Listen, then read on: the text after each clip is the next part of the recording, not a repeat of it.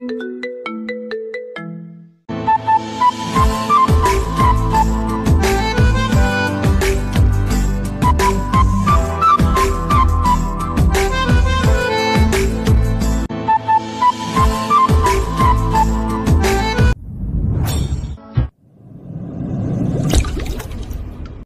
তেমন কিছুই হয়নি, মাত্র 2টি ঘুষি।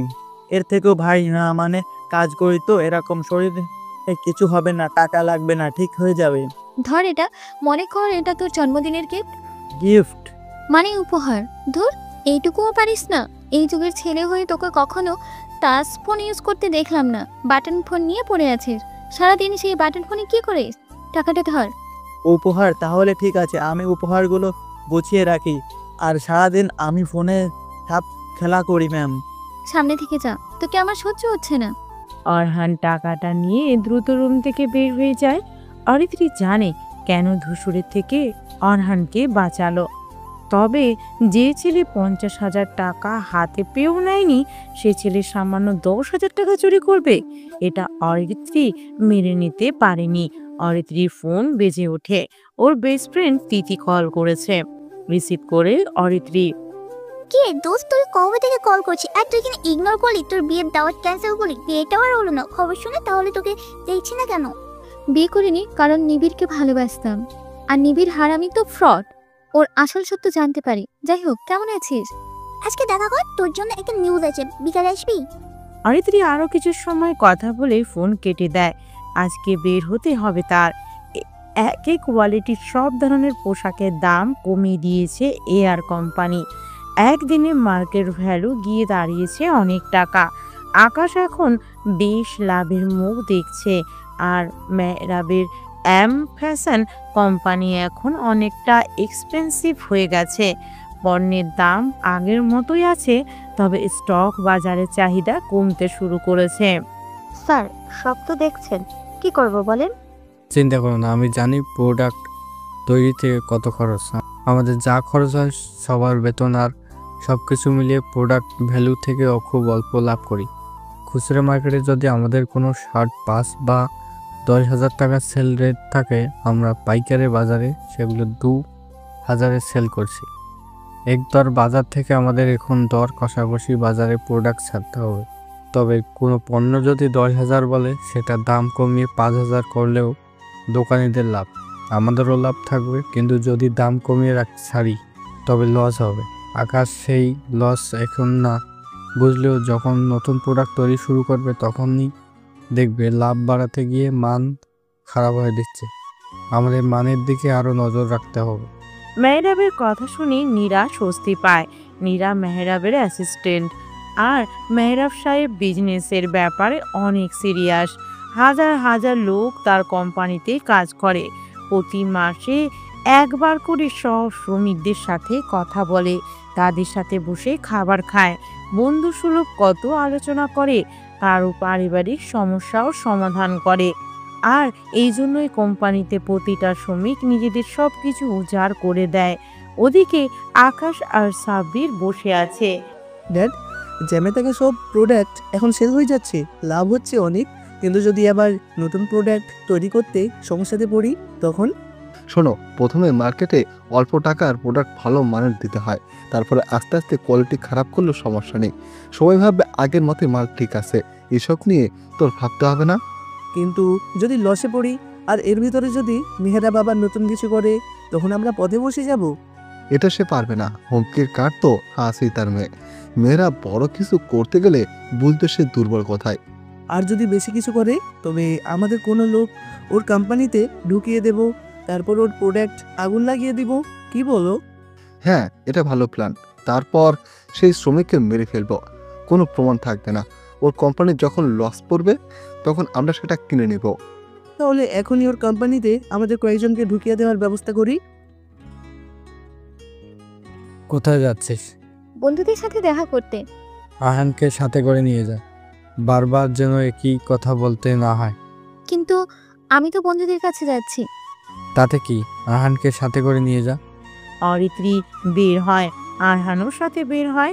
সিনথিয়া ভিতরে ঢুকছিল আরহানের মায়ের সাথে দেখা করবে বলে। সিনথিয়াকে দেখে অরিত্রী ওদের পাশ কাটিয়ে সিনথিয়া যখন ঢুকবে অরিত্রি সিনথিয়াকে ডাকলো। ওই মেয়ে দাঁড়াও। জি ছোট ম্যাম। হামিদ আঙ্কেলের মেয়ে তুমি তাই না? আমাদের ফুল বাগান তুমিই দেখাশোনা করো? হ্যাঁ ম্যাম। অরহানের সাথে তোমার দেখি বেশ ভাব। দুজন একসাথে বড় হয়েছি ম্যাম। আমরা তো ছোটবেলায় বাইরে একসাথে খেলতাম। ও পড়াশোনা করছো? হ্যাঁ, অনার্স শেষ। বাবার জন্য এখানে আছি, ফুল বাগানে দেখাশোনা করছি। আচ্ছা যাও। অরিত্রি চলে যায়। আরহান পিছু পিছু আসে। সিনথিয়া ওদের দিকে তাকায়। আরহান গাড়ির দরজা খুলে দেয়। এরপর একসাথে দুজনে গাড়ি নিয়ে চলে আসে। এয়ারপোর্টের রোডের দিকে আসে ওরা। রাস্তার পাশে একটা বড় ভিআইপি ফুচকার দোকান। ওর বন্ধু আর বান্ধবীরা সেখানে আছে। গাড়ি থামায় আরহান। অরিত্রিকে গাড়ি থেকে নামতে সাহায্য করে। ওর বন্ধুরা এগিয়ে আসে অরিত্রির কাছে। বাপ রে, ফুল দেবী আজকে তাহলে আসছে। বলেই তো গিয়েছিস মনে হয়। আরে না, একটু ঝামেলাতে ছিলাম, বিয়ে ভাঙলাম তাই আর কি। তা এই ছেলেটা কে? এই তো। হ্যাঁ, কে এটা? আগে তো কখনো দেখিনি। আমি ম্যামের নতুন ড্রাইভার আহান। ওই রাত্রে তোর ড্রাইভার তো দেখছি হ্যান্ডসাম, হাতের বাহুর দিকে তাকা। ছি, তুই যেমন তোর চয়েসও তেমন। যা সর। তোরা কিন্তু দারুণ ঝগড়া করিস। ওর কথা বাদ দে দোস্ত, আয় বসি। সবাই গিয়ে বসলো একটা টেবিলে। রাস্তার পাশে টেবিল, সুন্দর করে সাজানো। এটা টুরিস্ট এলাকা, তাই সবকিছু পরিষ্কার করে রাখা। আরহান গাড়ির পাশে বসলো। বাটন ফোন বের করে চাপতে থাকে। ঈশিতা বলে, দোস্ত দেখ, তোর ড্রাইভার বাটন ফোন চালায়, বেচারা এত গরিব। তোরা কি ওর কথা বাদ দিবি? কেন ডেকেছিস বলতো? রাগ করিস কেন? আচ্ছা শোন, আমাদের রিয়া তো এই সপ্তাহ পরে বিয়ে, আমাদের সবাইকে ডেকেছে সে। বাহ, জানলাম না আমি। বাবা হঠাৎ ঠিক করেছে গ্রামের বাড়িতে বিয়ে হবে, তোদের সবাইকে এই জন্যই ডেকেছি। বিয়ে এখনো 15 দিন বাকি। তোদেরকে ডেকেছি কেন? সেটা হলো তোদের সবাইকে এক সপ্তাহ বাকি থাকতে আমার বিয়েতে যেতে হবে। পরশু বাবা আসবে ঢাকা থেকে। বিয়ে সব শপিং শেষ করে এবার এই সপ্তাহে আমি চলে যাব। তোরা 8 দিন বাকি থাকতেই আসবি, গ্রামে চলে আসবি আমার বিয়ের জন্য, মনে থাকে যেন। অরিত্রি, তুই যেন মিস করিস না, তোকে তো ফোন করেই পাই না। আচ্ছা ঠিক আছে, আসবো। এখন চল কিছু খাই। সবাই একসাথে খেতে ব্যস্ত। খাওয়া শেষ করে সবাই। ঈশিতা একটু দূরে আসে। সবাই যে যার মতো জায়গা ঘুরে দেখছে।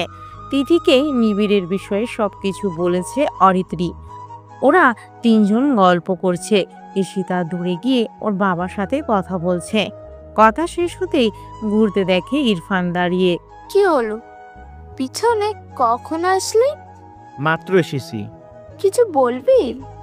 ইসি, তোকে একটা কথা বলবো ভাবছিলাম। আসলে আমরা তো ভালো বন্ধু, তাই না? হ্যাঁ, তাই কি? তোকে আমি অনেক ভালোবাসি ইসি, বিশ্বাস কর। তোকে ছাড়া আমার অন্য কোনো মেয়েকে ভাল লাগে না। কি বলছিস?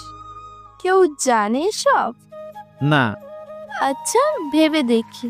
এখন এসব নিয়ে কথা না বলাই ভালো। রাজি হবি তো? দেখা যাবে। ঈশিতা চলে যায় সেখান থেকে। ঈশিতা বিশ্বাস করতে পারছে না ইরফান তাকে প্রপোজ করবে, কিন্তু ইরফান তাকে সত্যি ভালোবাসে কিনা সেটা আগে বুঝবে, তারপর না হয় সেটা গ্রহণ করবে। এই জন্য ঈশিতা এখন কিছুই বলেনি। ঈশিতা তার বন্ধুদের কাছে আসলো। তিথি উঠে দাঁড়ায়, হাঁটতে হাঁটতে আরহানের কাছে আসে। Hello mister Ayaan, what are doing? বুঝতে পারছি না। তুমি ইংরেজি জানো না? না, গ্রামে থাকতাম তো, পড়াশোনা করা হয়নি, তবে ভালো গাড়ি চালাতে পারি। ও সমস্যা নেই। বললাম কি হচ্ছে? কিছু না ম্যাম। আমি কোনো ম্যাম না, তোমার বাহু দেখার তখন বেশি ভাই। তুমি কি জিম করো? তোমাকে দেখলে মনে হয় জিমে মানে এই ব্যায়াম করো রোজ। না না ম্যাম, আমি কোনো ব্যায়াম করি না। আসলে ভারী চাকা ওঠানো নামানো করি, কখনো কখনো স্যারদের ব্যাগ টানি, হয়তো এই জন্যই এমন। দেখতে কালো, তবে চেহারা সুন্দর আছে। ম্যাম, গরিব বলে মজা নিচ্ছেন? আমাকে ম্যাম? কি ব্যাপার?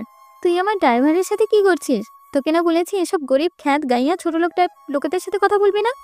ভাই, তোর জন্য বড় লোক ছেলেরা পাগল, আর তুই বেছে বেছে গরিব অশিক্ষিত দেখতে বাজে ছেলেদের খোঁজ করিস। তোরে নিয়ে আর পারি না আমি। এমন করে বলিস কেন? মানুষকে সম্মান দিতে হয় গাধি। আর এরা অনেক ভালোবাসতে পারি। নিবিড় তো বড় লোক ছিল, আয়ানে থেকে কে পেলি? এরা তো ভালোবাসতে সম্মান দিতে যায় না। ভাই, তুই রাখ তোর ভালোবাসা। ওই গরিবের বাচ্চা ওঠ, বাড়িতে যাব। আহান দ্রুত গাড়ির দরজা খুলে দেয়। অরিত্রি গাড়িতে উঠে বসে। তিথি হাসতে থাকে, আরহানকে বলে। কষ্ট পেয়েছো? আরহান গাড়িতে উঠতে উঠতে বলে। না, সব সময় কষ্ট পেতে হয় না। আরহান চলে আসে সেখান থেকে। অরিত্রির মেজাজ খারাপ লাগছে। তিথির ন্যাকামি একদমই ভালো লাগে না। তবুও একসাথে পড়তে পড়তে ওদের বন্ধুত্ব হয়ে গেছে। এখন তিথি অরিত্রির এতটা কাছে যে সে তিথিকে ছাড়া কাউকে সেভাবে কাছে ভাবতে পারে না। অরিত্রি ভাবতে থাকে গ্রামের কথা। সে কখনো গ্রামে যায়নি। গ্রামের বিয়ে কেমন হবে? বিয়েটা কি শহরের মতো হবে? গ্রাম দেখতে কেমন? অরিত্রির চোখ বন্ধ করে গ্রামের দৃশ্য সাজাতে থাকে। গ্রামে যাওয়ার জন্য সে অনেক এক্সাইটেড হয়ে পড়ে। মাকে গিয়ে সে সব কিছু বলবে। গ্রামে যাওয়ার সব ধরনের প্রস্তুতি নেবে সে। তারপর ম্যাডাম সাহেবের কোম্পানিতে নতুন 10 জন শ্রমিক নেওয়া হয়েছে। এম ফ্যাশন কোম্পানির একজন ডিরেক্টর যে সাব্বির থেকে লাখ লাখ টাকা নিয়েছে সেই 10 জন শ্রমিককে কাজে ঢোকানোর জন্য। তারা কাজে ঢুকে ম্যানেজারের দৃষ্টি আকর্ষণের জন্য সব রকম কাজে সবার আগে এগিয়ে আসে। সবার সাথে ভালো ব্যবহার শুরু করে দেয়। কিন্তু ওরা এসেছে নতুন একটি মাইন্ড গেম খেলতে। তিথি বাড়িতে এসেছে। তার মাকে রিয়ার বিয়ের বিষয়ে সবটা বলে। তিথির মা মার্জিদা বেগম বলে, গ্রামে যেতে চাস, কিন্তু একা তো তোকে যেতে দিব না। একা কোথায়? অরিত্রিরা আছে তো। হ্যাঁ, কিন্তু সেখানে যেতে হলে তোর মামতো ভাই মিহানকে নিয়ে যেতে হবে। তুমি তো জানোই তোমার বাবা দেশের বাইরে, কিছু হলে কে দেখবে? এজন্য মিহানকে তোমার সাথে পাঠাবো।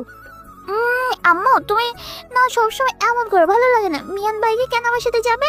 আমরা সবাই ফ্রেন্ডস, সেখানে যাবে, এটা ভালো লাগে না। তাহলে তোমার যাওয়া হবে না। ভালো লাগে না আম্মু। ঠিক আছে যাবে, তবে আমরা তো সবাই হাইতের গাড়িতে যাবো। মিয়ান যেন আমাদের সাথে না আসে, সে বাস করে যাবে, ঠিকানা করে দিয়ে দেবো। আচ্ছা, তবুও সে তো তোর সাথে থাকবে, এটাই অনেক। রাস্তায় কোনো চিন্তা নেই। তিথি আর কিছু বলে না। রুমে চলে এসে বন্ধুদের গ্রুপে আসে, মেসেজ করে বলে, গাইস আমি রেডি রিয়ার বিয়েতে যেতে, কিন্তু ওর সাথে আমার মামাতো ভাই মিয়ান আসবে। কেমন লাগবে বল? বন্ধুদের ভিতরে একটা আহাম্মক ডুবে, মাইকে ছাড়াই রাজি হচ্ছে না। সাথে সাথে ঈশিতা রিপ্লাই দেয়, দোস্ত আমার কোনো সমস্যা নেই, আমার ফ্যামিলি রাজি। গ্রামের বিয়ে কখনো দেখিনি। অরিত্রি চুপচাপ সবার মেসেজ দেখছে। সবাই বিয়ে নিয়ে কত এক্সাইটেড। রিয়াও তার বিয়ে নিয়ে অনেক খুশি। কেউ জানে না তার সাথে সবার কাছে পরিচয় করিয়ে দেওয়া ড্রাইভার ছেলেটি তার বর। সবাই জানতে পারলে হাসবে।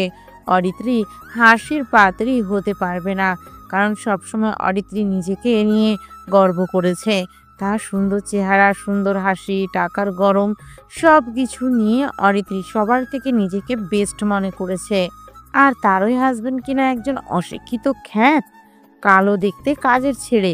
অরিত্রি নীরবে কাঁদছে। আমিনা বেগম আসে। কি হলো, কাঁদছিস কেন? মা, কেন করলে আমার সাথে এমনটা তোমরা? আমার জীবনটা আমার উপর ছেড়ে দিতে? দেখতে কালো কাজের ছেলের সাথে আমাকে কিভাবে বিয়ে দিলে? না পারি কারোর সামনে তাকে পরিচয় করিয়ে দিতে, না পারি শান্তি মতো থাকতে। এর থেকে কি মরাটা ভালো ছিল না বলো? এখন ভাগ্য যা ছিল তা হয়েছে। আমি মানি না এটা। তোমরা আমার ভাগ্য নষ্ট করেছো। তোমরা তো পারো না কাউকে তোমার মেয়ের বিয়ে নিয়ে কিছু বলতে। তাহলে এটা কি খারাপ কিছু না? আমি সহ্য করতে পারি না। চুপ থাক, ডেকেছিলি কেন? রিয়ার বিয়ে গ্রামের বাড়িতে বিয়ে হবে, তোমাদেরকেও যেতে বলেছে, কিন্তু আমাদের সবাইকে ওর বিয়ের 1 সপ্তাহ আগে যেতে হবে। তোমাকে জানিয়ে দিলাম, বাবাকে বলিও। আচ্ছা ঠিক আছে। আমিনা বেগম চলে যায় অরিত্রির রুম থেকে। অরিত্রি বাড়ি সে মুখ গুছে কাঁদতে থাকে। আরহান আর সিনথিয়া দাঁড়িয়ে আছে রাস্তা পার হওয়ার জন্য।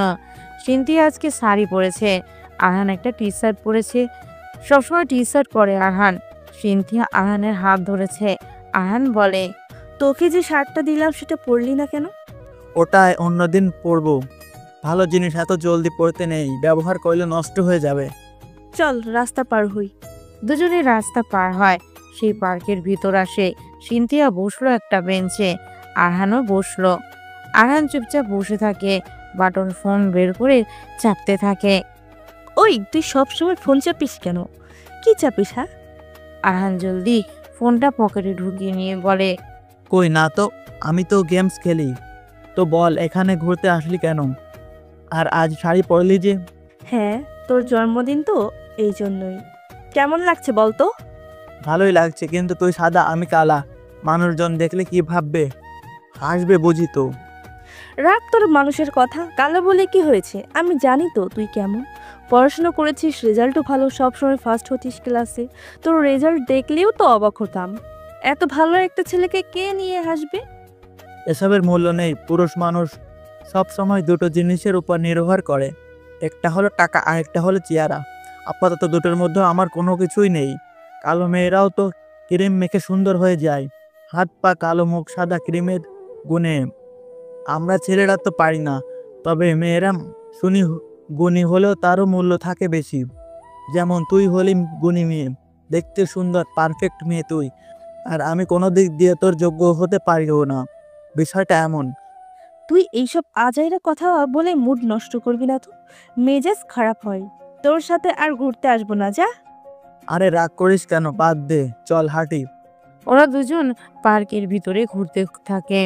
সিনথিয়া আর আরহান ভালো বন্ধু, দুজনে একসাথে বড় হয়েছে, এই জন্য ওদের বন্ধুত্ব বেশ গভীর। সিনথিয়া ফুল কিনতে যায়, কয়েকটা ছেলে আসে সেখানে। ছেলেগুলোর ভিতরে নেতা গোছের ছেলেটা সিনথিয়ার দিকে অনেক বাজেভাবে তাকাতে থাকে। ছেলেটার নাম আরিয়ান। সিনথিয়াকে দেখে বলে, ওই, তোরা দেখেছিস মেয়েটা কত সুন্দর? মনে হচ্ছে সে শুধু আমার জন্য এসেছে এখানে। এই মেয়ে ফুল কিনবে।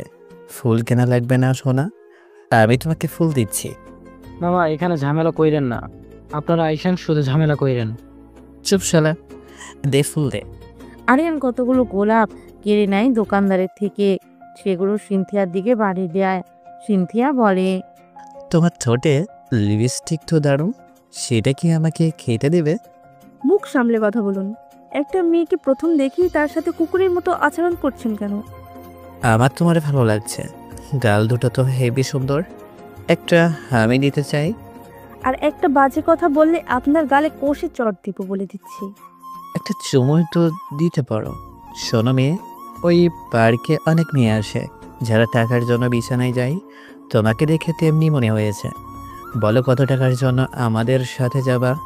বেশি চাইবে না, তোমার ভালো লেগেছে, আমার তোমারে লাগবেই, সেই জন্য খুশি হয়ে তোমাকে বেশি দিতে পারি। বলো। সিনথিয়া ঠাস করে একটা চড় বসিয়ে দেয় আরিয়ানের গালে। আরিয়ান মুচকি আসে, সিনথিয়ার হাত ধরলো। সিনথিয়া চিৎকার করে আরহানকে ডাক দেয়। আরহান দৌড়ে আসে সেখানে। কি হয়েছে চিন্তিয়া? আপনারা কারা ভাই? ওর সাথে এমন করছেন কেন? ওইটা কে রে? মেয়ের প্রেমিক নাকি? হিরো নাকি রে? কিন্তু হিরোর চেহারাটা এমন কেন? কাজের লোকের মতো দেখাতে। ভাই ছেড়ে দেন ওকে। ছাড়বো না। কি করবি রে? দয়া করে ছেড়ে দিন ভাই। যা সর এখান থেকে। আরিয়ান আরহানকে ধাক্কা দেয়। আরহান দূরে সরে যায়। সিনথিয়াকে টানতে থাকে ওরা। অনেক মানুষ জড়ো হয়েছে, কিন্তু কেউ কিছু বলছে না। আরহান এসে সিনথিয়ার হাত ধরলো। আরহান চুপচাপ তাকিয়ে থাকে আরিয়ানের দিকে, গম্ভীর গলায় বলে, বললাম না মেয়েটাকে ছেড়ে দে। প্রথমে অনুরোধ করি, তারপর কি? তারপর মেরে ফেলি। শালা তোকে তো আমি। আরিয়ান কথাটা বলে আরহানের দিকে ঘুষের জন্য হাত বাড়ায়। আরহান পঞ্চটা নিজের হাত দিয়ে ধরে। সিনথিয়া অবাক হয়, এইরকম আরহানকে সে কখনো দেখেনি। হাবাগোবা চুপচাপ স্বভাবের ছেলে সে, জীবনে কখনো মারামারিতে জড়ায়নি। আরিয়ান ছুরি বের করে, তখনই পুলিশ চলে আসে সেখানে। আরহান আরিয়ানের হাত ধরে বলে, ভাই আপনার হাত জোর করছি, দয়া করে মেয়েটাকে তুলে নিয়ে যাবেন না। পুলিশ এসে আরহানের কথা শুনতে থাকে। আরহানের কথা অনুসারে আরিয়ানকে তুলে নিয়ে যায় পুলিশ। আরহান সিনথিয়ার হাত ধরে সেখান থেকে নিয়ে আসে। সিনথিয়া কেবল আরহানকে দেখছে। আরহানের চোখে মুখে আজকে সে হিংস্রতা দেখেছে, যেটা বেশ ভয়ঙ্কর। এক মুহূর্তের জন্য সিনথিয়া যেন আরহানকে অচেনা মনে করেছে। তোর কি হয়েছিল? এভাবে ঘুষিটা কিভাবে থাকালি? শোন, একটা মেয়েকে কেউ তুলে নিয়ে যাবে সেটা আমি হতে দিতে পারি না। আর তুই তো আমার বন্ধু, তোর কোনো ক্ষতি আমি থাকতে সেটা হতে দিতে পারি বল?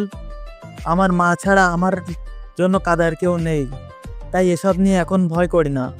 আচ্ছা হয়েছে মিস্টার হিরো, আর ঘুরতে আসবো না। এভাবে? বাপরে! ওরা হাসতে হাসতে বাড়ির দিকে যেতে থাকে। মেহরাব সাহেব বাড়িতে এসে সবাইকে ডেকেছে। ডিনার করে সবাই বসে আছে। মেহরাব বলে, একই গ্রুপের চেয়ারম্যানের অ্যাসিস্ট্যান্ট ফাহিম কল করেছিল। ওনারা 3 দিন পর এখানে আসবে। সবাই রেডি হয়ে যাবে। আমাদের পরিবারের সবাই সেদিন তাকে গ্রহণ করবে।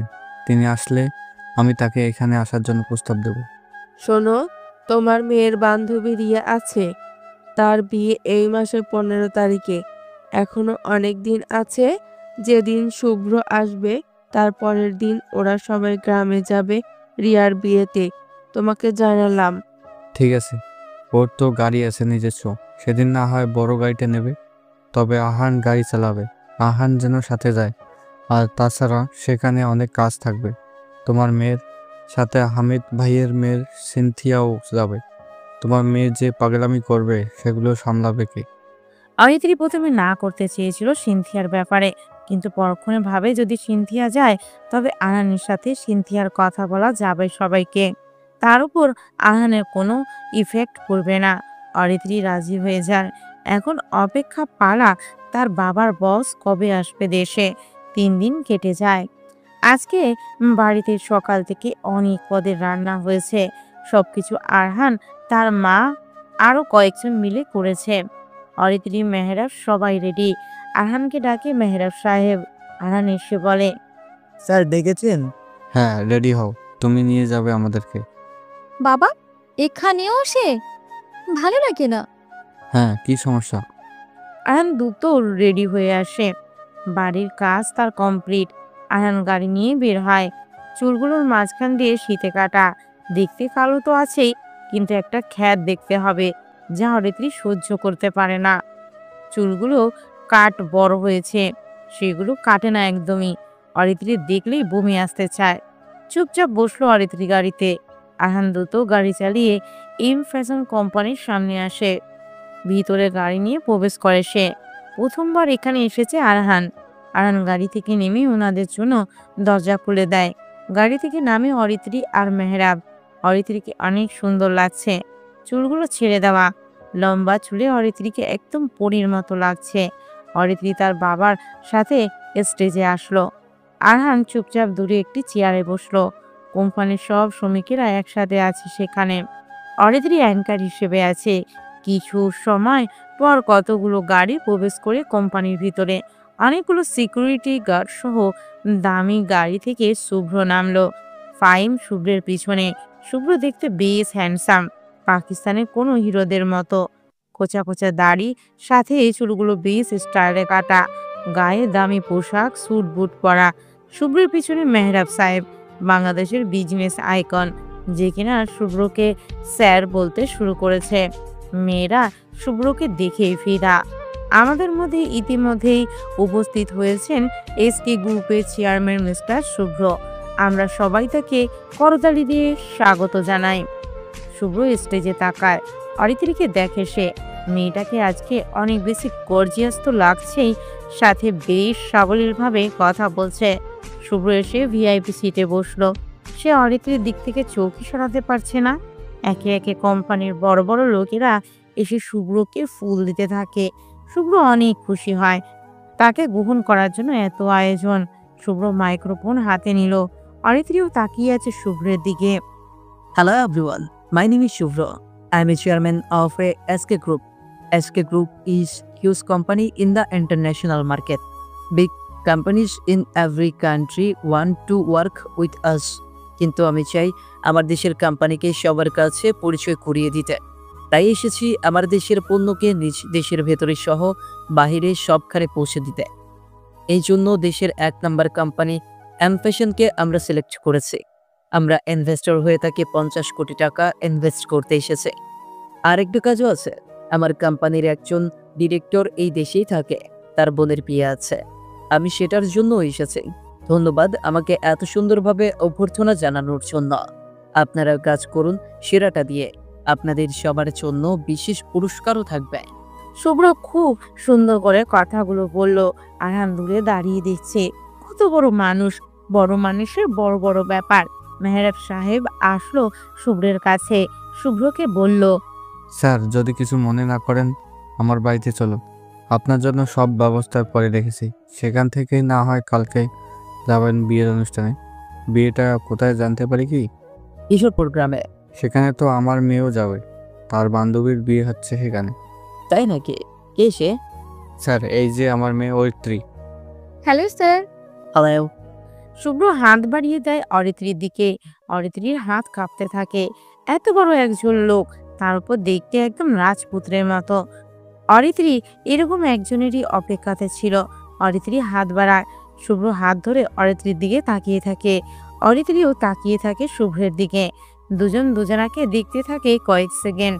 মেহরাব সাহেব ডাক দেয় শুভ্রকে। হাত ছাড়লো তখন। জি, আপনি কোথায় যাবেন? আমি কিশোরপুর গ্রামে যাব। রিয়া আমার বান্ধবী, তার বিয়েতে যাব কালকে। রিয়া? হ্যাঁ, রিয়াই তো। আমার ডিরেক্টরের বোনের নাম রিফাত, আর তার বোনের নাম রিয়া। বাহ, তাহলে চলেন একসাথেই যাই। আমার সাথে যাবেন? হ্যাঁ, কেন, কোনো সমস্যা? আরে আমি বড় হলেও আমি সবার সাথে মিশতে পারি। আমার গ্রাম ভালো লাগে। মেহরাব সাহেব, চলেন আপনাদের গাড়িতেই আপনার বাসায় যাব। শুভ্রের কথা শুনে মেহরাব সাহেব অনেক খুশি হয়। ওরা সবাই একসাথে বের হলো। তারপর শুভ্র মেহরাবদের সাথে বের হলো। আহান গাড়ির কাছে দাঁড়িয়ে আছে। সবাইকে দেখে গাড়ির দরজা খুলে দেয় সে। শুভ্র আহানের দিকে তাকায়। ছেলেটা দেখতে এমন কালো কেন? খ্যাত স্টাইল। শুভ্র বলে, ছেলেটা কে আঙ্কেল? সে আমার মেয়ের।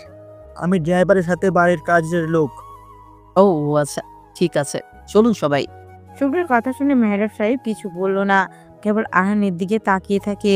আহান গাড়িতে উঠলো। বাকিরা সবাই উঠে বসেছে। আহান গাড়ি চালাচ্ছে। ভিতরে লুকিং গ্লাসে আহান দেখতে পায় অরিত্রী আর শুভ একে অপরের দিকে তাকাচ্ছে। কিছু সময় পর সবাই একসাথে বাড়িতে এসে পৌঁছালো। শুভ্র গাড়ি থেকে নামে। বাড়ির সবাই শুভ্রকে দেখে অবাক হয়। এত সুন্দর স্মার্ট একটা ছেলে, দেখতেও মাশাআল্লাহ। আমিনা বেগম এগিয়ে এসে শুভ্রকে গ্রহণ করলো। শুভ্রকে মেহরাব সাহেব পরিচয় করিয়ে দেয় সবার সাথে। শুভ্রকে পেয়ে বাড়ির সবাই ছোটাছুটি লাগিয়ে দিয়েছে। শুভ্রের আসার নিউজটা পুরো বিড়িতে ছড়িয়ে পড়েছে। সবটা আকাশ দেখেছে। মিডিয়ার লোকজনও ছিল মেহরাব সাহেবের ইভেন্টে। আকাশের কোম্পানির লোকজন বসে আছে, ইনভেস্টরও বসে আছে। এসব কি দেখছি মিস্টার আকাশ সাহেব?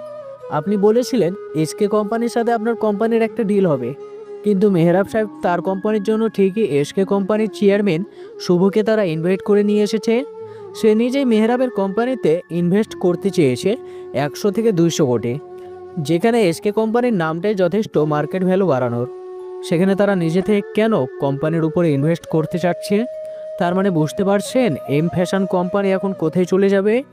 আমাদেরই ভুল হয়েছে আপনার কোম্পানিতে টাকা লাগানো। আমাদের উচিত ছিল মেহরাবের সাথে কাজ করা। এভাবে চললে আর বেশি দিন লাগবে না আপনার কোম্পানি ডুবে যেতে। চলো সবাই। তৌহিদ হলো একজন ইনভেস্টর। ছোট বড় সব কোম্পানি তার আনাগোনা আছে। আকাশের কোম্পানির সবচেয়ে বড় ইনভেস্টর তৌহিদ, কিন্তু শুভ্রের কাছে সে কিছুই নয়। বরং তৌহিদও চায় যে শুভ্রের মতো ইনভেস্টর হতে বা শুভ্রের সাথে কাজ করতে, কিন্তু সেসব আর হবে না। মেহরাব সাহেব শুভ্রকে ঠিকই নিজের কোম্পানিতে নিয়ে চলে এসেছে। মার্কেট পাড়াতে এখন মেহরাবকে নিয়ে চর্চা আছে। ড্যাড, আমাদের এই অবস্থার জন্য মেহরাব সাহেব দায়ী। তাকে কিছু করতে হবে। ওর কোম্পানিতে আমাদের লোক গিয়েছে না? একটা কাজ করো, নতুন প্রজেক্ট যখন মেয়েরা শুরু করবে, প্রোডাক্ট লঞ্চ করার আগে রাতের সব কিছুই পুড়িয়ে নষ্ট করে দিতে হবে। আর যেখানে ডেমো তৈরি করা হয় সেসব সরাতে হবে। তবে মেয়েরা ধ্বংস হবে, আর তখনই আমরা এগিয়ে যাব। তোমার লোকদের কাজে নামিয়ে দাও। চিন্তা নেই ড্যাড, তারা যত সময় কাজ করবে, চিন্তা নেই এসব নিয়ে। আকাশ সিগারেট খেতে থাকে।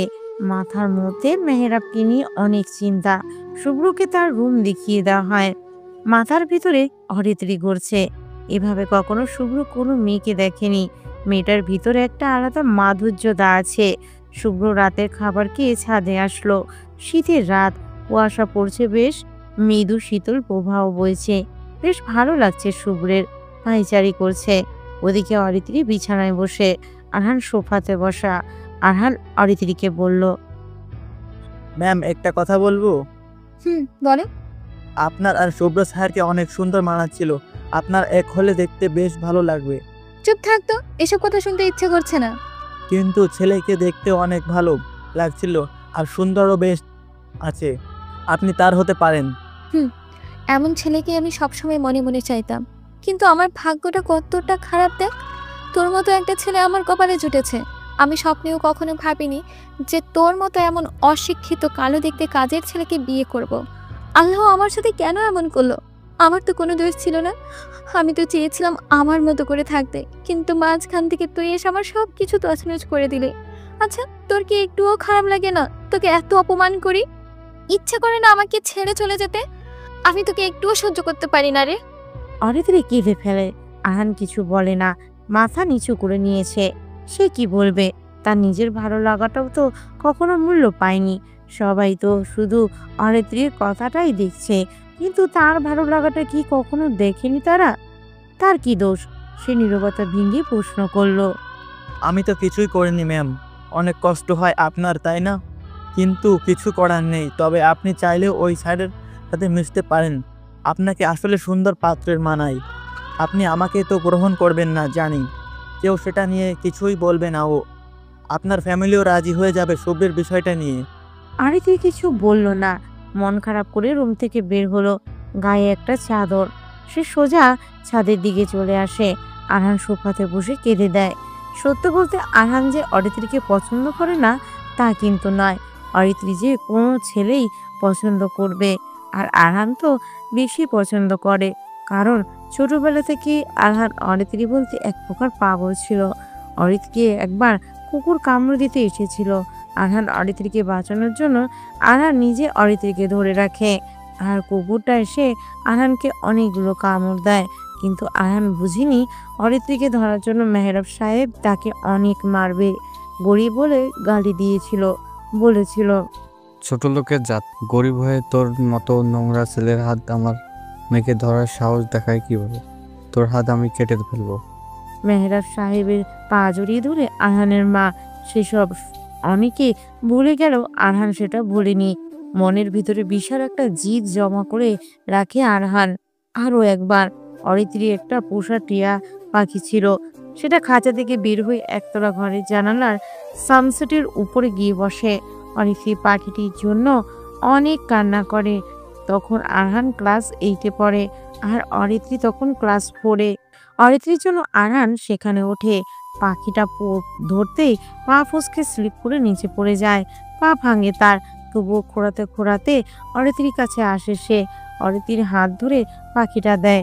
সেবার আমিনা বেগম এসে আরহানকে কথা শোনায়। তোকে না বলেছিলাম আমার মেয়ের থেকে দূরে থাকতে? কি ভাবছিস আমার মেয়ের কাছে এসে তার ভালোবাসা নিবি? তারপর সব কিছু হাতানোর ধান্দা। ছোট লোক কোথাকার। নিজের দিক তাকিয়েছিস কখনো? আমার মেয়েকে আজকে 2 বার গোসল করাতে হবে। তোর নোংরা হাত ধরেছিস। আমিনা বেগম অরিত্রিকে ভিতরে নিয়ে চলে যায়। মাহিমা বেগম আসে তার ছেলের কাছে। অরিত্রির কাছে যাওয়ার অপরাধে আরহানকে অরিত্রির মা অনেক মেরেছে। সেসব দেখে মাহিমা কষ্টে মুখ চেপে বলে, কেন যাস তার কাছে বারবার? তোকে এত বোঝায় তারা মালিক, আমরা তাদের কর্মচারী। আমাদের দুবেলা খেতে দেয়, থাকতে দেয়, এটাই তো আমাদের কাছে আমাদের জন্য অনেক। আর কি চাস তুই? কথাতে অরিত্রির কাছে যাবি না তুই। আরহান কিছু বলে না। পা ভাঙা যন্ত্রণা কখন যে চলে গেছে আরহান বুঝতে পারেনি। মনের ভিতরে একটা বিশাল চাপা কষ্ট জমা হয়েছে। আরহানের সেদিনও অনেক জিদ হয়, কিন্তু কিছুই যে তার করার নেই। সে কখনো না পারবে উপরে উঠতে, না পারবে জবাব দিতে। সবসময় অরিত্রিকে আরহান দূর থেকে ভালোবেসেছে। আরহান যেদিন শুনল অরিত্রিকে তার বিয়ে করতে হবে, মনে মনে সে খুশি হয়, কিন্তু ছোটবেলার কথাগুলো মনে পড়ে তার। মাহিমা বেগম আরহানকে বলে, তোকে কথা দিতে হবে, আবার অরিত্রিকে বিয়ে করতে হবে। ওদের কথাগুলো ভুলে যা। আরহান সে সবেও রাজি হয়। কি করবে সে তখন? কিন্তু যখন বাসর ঘরে ঢুকে অরিত্রি তাকে অপমান করলো, কন্ট্রাক্ট সাইন করালো, তাতে অরিত্রির প্রতি ভালো লাগাগুলো দুমড়ে মুচড়ে গিয়ে সেখানে একরাশ হতাশা, অপমান জমা হয়। অরিত্রি ছাদে আসে। এসে দেখতে পায় একজন পাইচারি করছে। অরিত্রি ছাড়া কারো ছাদে ওঠা নিষেধ। কে উঠেছে ছাদে? অরিত্রি এগিয়ে আসে, দেখে শুভ্র দাঁড়িয়ে। শুভ্রকে দেখে অরিত্রি খুশি হয়। শুভ্র অরিত্রীকে দেখে অবাক হয়। আরে আপনি এত রাতে ছাদে? হ্যাঁ এসেছি, ভালো লাগছিল না, ঘুম আসছিল না, তাই এসেছিলাম ছাদে। আপনিও তো দেখি এত রাতে ছাদে এসেছেন। হ্যাঁ, একই বিষয়, ভালো লাগছিল না তাই আসলাম। দেখুন, কুয়াশা ঘেরা চারপাশ, আকাশে ওঠা চাঁদটাও দেখা যাচ্ছে না সেভাবে, ঘোলাটা লাগছে। আমার ভালো লাগে কুয়াশা ঘেরা সকাল কিংবা রাত। আচ্ছা, আপনাকে একটা প্রশ্ন করব। হ্যাঁ করুন। আপনি দেখতে অনেক হ্যান্ডসাম, স্মার্ট ও বেস্ট। এই অল্প বয়সে এত বড় কোম্পানি কিভাবে দাঁড় করালেন? আসলে চেষ্টার সৎ হলে সবই সম্ভব। আমি চেষ্টা করেছি, অনেক পরিশ্রম করেছি। তবে সত্যি বলতে আমার আগের ছোট বিজনেস ছিল। আমার এক বিদেশি ট্যুরিস্ট প্লাস বিজনেসম্যানের সাথে পরিচয় হয়। সে তার জন্য আমার থেকে প্রোডাক্ট কিনত। আস্তে আস্তে আমার বিজনেস বড় হতে থাকে। বিদেশি পার্টি ধরতেই শুরু করি, এরপর হয়ে গেছে। ভালো। আপনি যেমন সুন্দরী, তা আপনার বয়ফ্রেন্ড কেমন আছে? কেউ নেই আমার, আমি একা থাকতে পছন্দ করি। কি বলেন, সুন্দরী মেয়ে অথচ বয়ফ্রেন্ড নাই? দুজনে গল্প শুরু করে দেয়। অনেকটা সময় ধরে একে অপরকে জানতে থাকে। বেশ ভালো বন্ধুত্ব হয়ে যায় দুজনের ভিতর।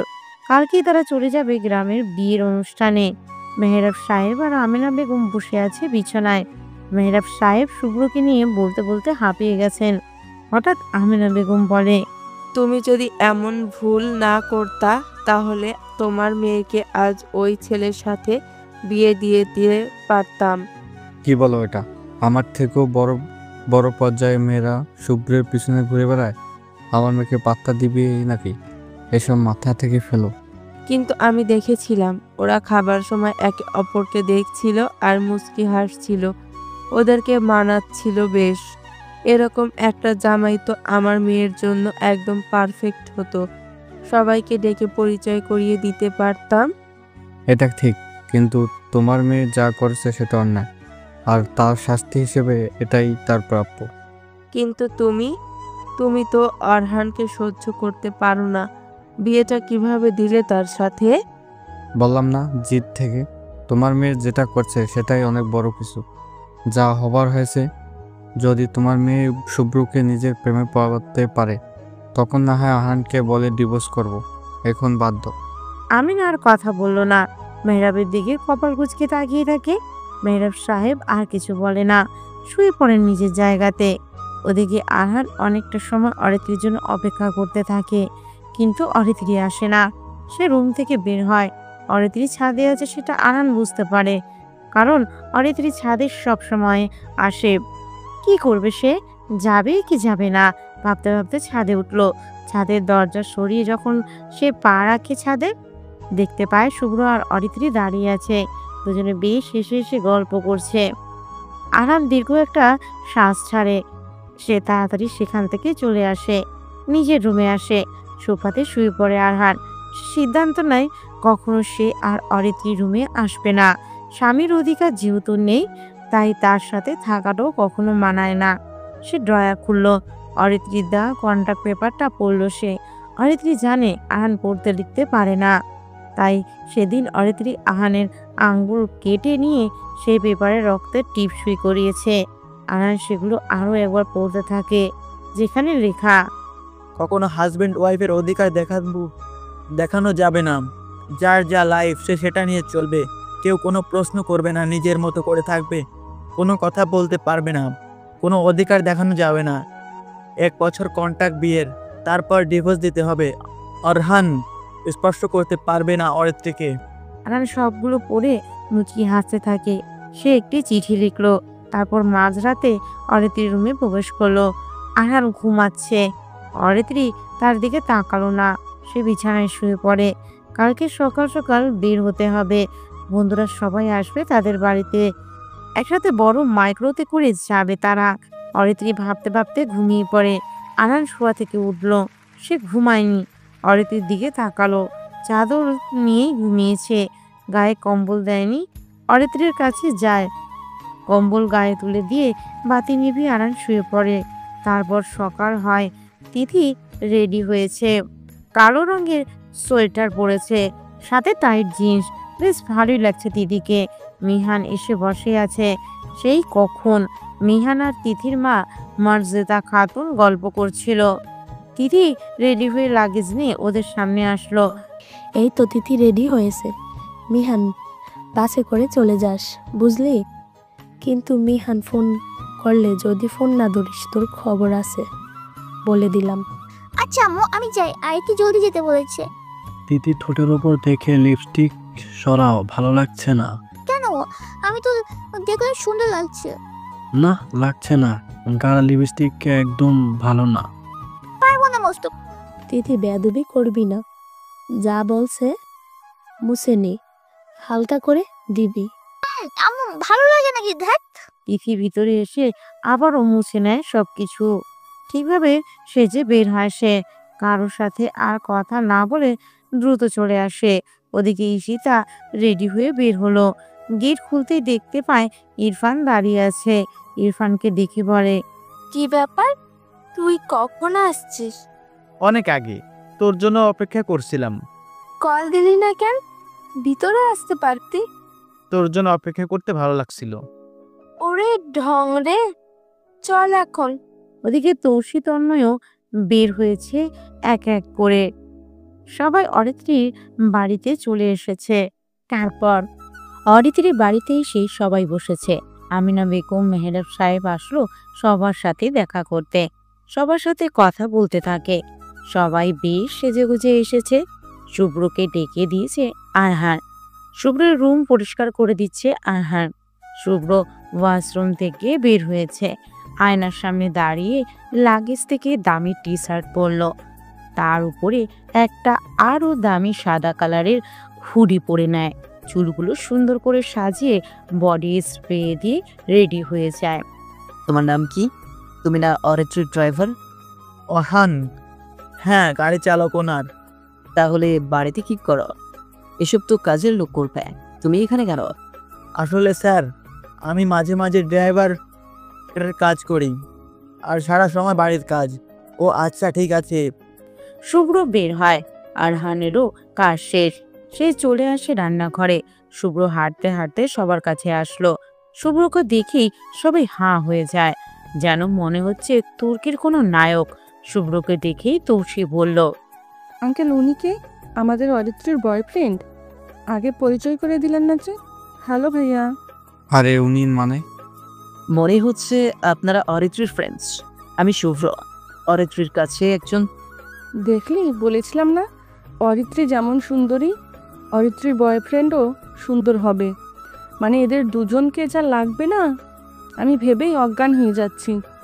অরিত্রীর কি কপাল, এভাবে একজনকে পাবে। আরে কোনো ব্যাপার না, আসলে বিষয়টা ওরকম না। বুঝতে পেরেছি, আপনি লজ্জা পাচ্ছেন। না না, অরিত্রী কোথায়? তোমরা সকালে খাবার খাও, আমি দেখছি তারা রেডি হওয়া কত দূর হয়েছে। অরহান সবাইকে সকালে খাবার দে। আমিনা কথা বলে ঘুরে তাকায়। আরহান সেখানেই ছিল। সবকিছু শুনেছে সে, কিন্তু কিছু যে তার বলার নেই। সে এমনিতেই কন্ট্রাক্টে বিয়ের কাজ সম্পন্ন করে, আবার তার উপর বাড়ির কেউ তাকে পরিচয় দিতে ইচ্ছুক নয়। সেখানে কেন সে এত হাসির পাত্র হবে? আমিনা বেগম চলে আসে। মেয়ের রুমে আসলো। অরিত্রী রেডি হচ্ছে। আজকে সে অনেক দ্রুত উঠেছিল, কিন্তু রেডি হতে দেরি হয়ে যায়। কি ব্যাপার, তোর এখনো রেডি হওয়া বাকি? তোর সব ফ্রেন্ডরা এসে বসে আছে। আর শোন, শুভ্রকে তোর বন্ধুরা বয়ফ্রেন্ড মনে করেছে। থাক, ওদেরকে কিছু বলিস না। আমরা কিন্তু ছেলেটাকে ভালো লেগেছে। অরহানকে কোনোভাবে ডিভোর্স দিতে পারিস? মেজাজ এখন খারাপ করবা না মা। আমাকে কি পাইছো? হ্যাঁ, যখন যেটা বলবা সেটাই চাপিয়ে দিবা। আমার কি একটু শান্তি দিতে পারো না? আরহানকে বিয়ে করতে রাজি ছিলাম না, তবুও জোর করে বিয়ে করেছো। এখন বলছো ডিভোর্স দিতে, কি সমস্যা কি? আরহানকে মেনে নিতে পারছি না।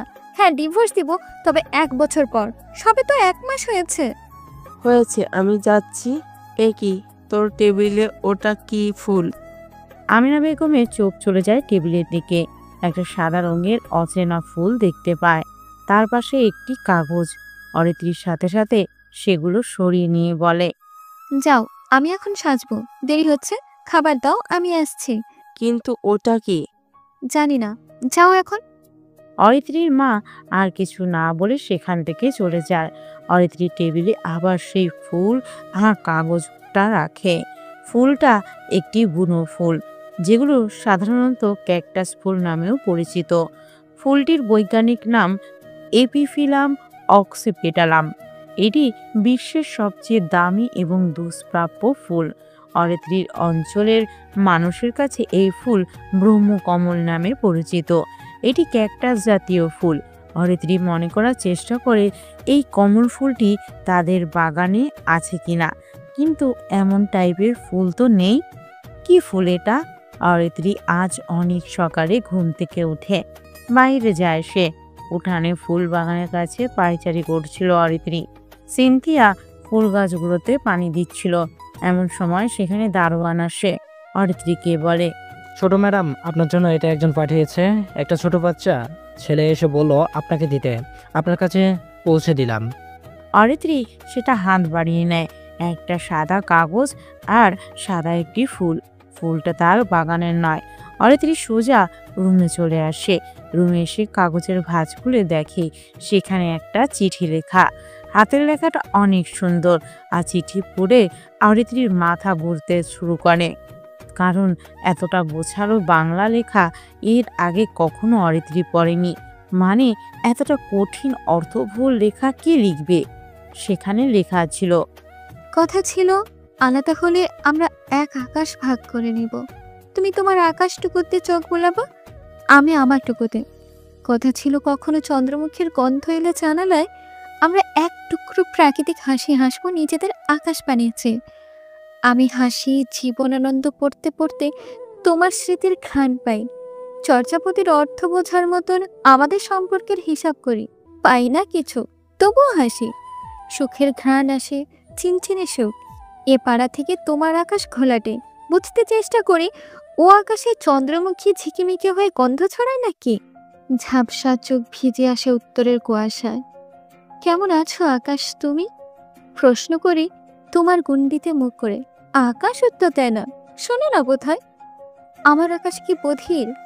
না আমি শূন্য? এমন তো নয় আমি মিশে গেছি তোমার শূন্যতার গহরে। মনে হয় শূন্যতা শূন্যতা সব। এই চুরকুটির কি মানে থাকবে? এটা কে লিখতে পারে? অরিত্রী আরহানকে ডাক দেয়। আরহান আসে। জানতে চায় কে দিতে পারে এসব। আরহান কিছুই জানে না। অরিত্রীও বুঝতে পারে আরহান জানবে কিভাবে। তবে অরিত্রী চিঠিটা রেখে দেয়। কেন যেন ওর অনেক ভালো লাগছে চিরকুটটা। এসব দেখতে দেখতেই দেরি হয়ে যায়। অরিত্রীর এখন রেডি হওয়া শেষ। অরিত্রী টু পিস পরেছে, ওড়না বাদ দিয়ে। ওড়না ব্যবহার করে না সে। চুলগুলোর স্টাইল করে বেঁধে নিয়েছে, হালকা সেজেছে। লেডিস সোয়েটার পরে নিয়ে এবার ওড়না পেঁচিয়ে নিয়েছে সে। পায়ে সাদা লেডিস স্কেটস, হাত মোজা পরে নিয়ে ব্যাগ হাতে বের হলো অরিত্রী। সিঁড়ি দিয়ে যখন নামছে অরিত্রীকে সবাই হা করে তাকিয়ে দেখছে। মেয়েটা এমনিতেই সুন্দর, তার উপর হালকা সাজাতে বেশি সুন্দর দেখাচ্ছে। শুভ্র তাকিয়ে থাকে তার দিকে। অরিত্রী এসে বসলো শুভ্রের পাশে। সবাই ছবি তোলা শুরু করে দুজনের। দোস্ত, তোদের দুজনকে অনেক সুন্দর লাগছে। এত সুইট কাপল তোরা, ওয়াও। হ্যাঁ, মারাত্মক কিউট। থাম তোরা, খাবার খেয়েছিস? না, তোর জন্য বসেছিলাম। আচ্ছা শুরু কর। আরহান সবাইকে খাবার দেয়। অরিত্রী আর শুভ্রের কাছে আসলো। শুভ্র নিজে বেড়ে নিতে থাকে। অরিত্রীকেও সে নিজে বেড়ে দেয়। ওর মা বাবা এটা দেখে হাসতে থাকে। অরিত্রীও কিছু বলে না, সে চুপচাপ খাবার খেয়ে নেয়। আরহান তৌসির কাছে আসে, তরকারি দিচ্ছিল। ঠিক তখনই তন্ময় উঠে দাঁড়ালো, বেসিনের দিকে যাবে, কিন্তু আরহানের হাতে ধাক্কা লাগে।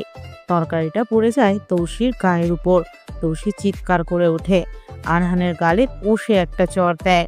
পুরো বাড়ি তখন নীরবতায় ভর করেছে। তৌসি চিৎকার করে বলে, কিরে তুই কানা নাকি? চোখে দেখিস না? কত সুন্দর দামি ড্রেসটা কি করেছিস বলতো? 10,000 টাকা নিয়েছে এই ড্রেসটা, তুই তরকারি ফেললি? হারামি, তোর গায়ের 100টা ড্রেস নিলেও এইরকম ড্রেস হবে না। ছোট লোক, অশিক্ষিত কাইল্লা কোথাকার। আহান, তোকে বলছি না সাবধানে কাজ করবি। সবসময় কিছু না কিছু করিস তুই। স্যার আমি ইচ্ছে করে করিনি। ওই যে উনি উঠতে আমার হাতে তার ধাক্কা লাগে, এজন্যই পড়ে গিয়েছেন। চুপ, আবার বেশি কথা বলিস। তোরা এমনই কি থেকে যাবি? কখনো ভদ্রতা শিখবি না? অসহ্য। আরে একটা চর দৌড় গালি। ওই তোরা কি শুরু করেছিস? কুত্তার বাচ্চা, আমার ড্রেস। আমি যাব না। কি সমস্যা আপনাদের? মানুষকে কি মানুষ মনে করেন না? মানুষের সাথে এমন ব্যবহার কিভাবে করে? মানুষকে ভালোবাসতে হয়। এমন ড্রেস তো আমার অফিসে হাত মোছার জন্য ব্যবহার করি। তাহলে আমি কি বলবো? আপনারা গরিব, খ্যাত, মানুষের প্রতি ভালোবাসা দেখাবেন, কাউকে ছোট করার আগে ভাববেন। আজকে যে অবস্থানে আছেন, আগামীতে এমনটা নাও থাকতে পারে। আরহান ব্রো, তুমি যাও, রেডি হয়ে নাও। আর আপনি যান, ড্রেস চেঞ্জ করুন। সামান্য একটি তরকারি পড়েছে, সেটা ধুয়ে নিলেই শেষ। শুভ্র কথাগুলো বলে সেখান থেকে উঠে দাঁড়ালো। শুভ্র চলে যেতে সবে আহানের দিকে রাগী দৃষ্টিতে তাকাতে থাকে। আহানের মা চুপচাপ দরজায় দাঁড়িয়ে ছেলের অপমান দেখতে থাকে। আহান তাকে বলেছে যা হবার হবে, কিন্তু কখনো যেন ওর ঝামেলার সময় তিনি না আসে। এজন্য তিনি চুপচাপ দাঁড়িয়ে দেখছে আর চোখের পানি ফেলছে।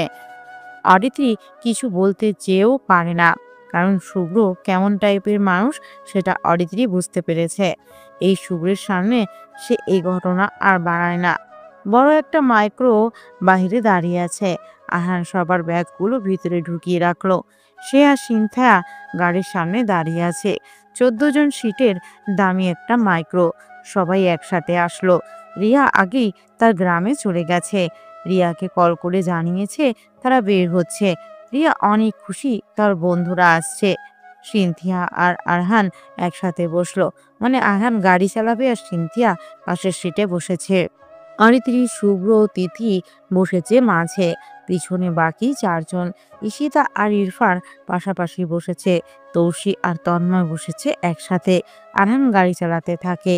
শুভ্র আর অরিত্রী দুজন গল্প করছে। বাকিরা যে যার মতো করে বসে গান শুনছে।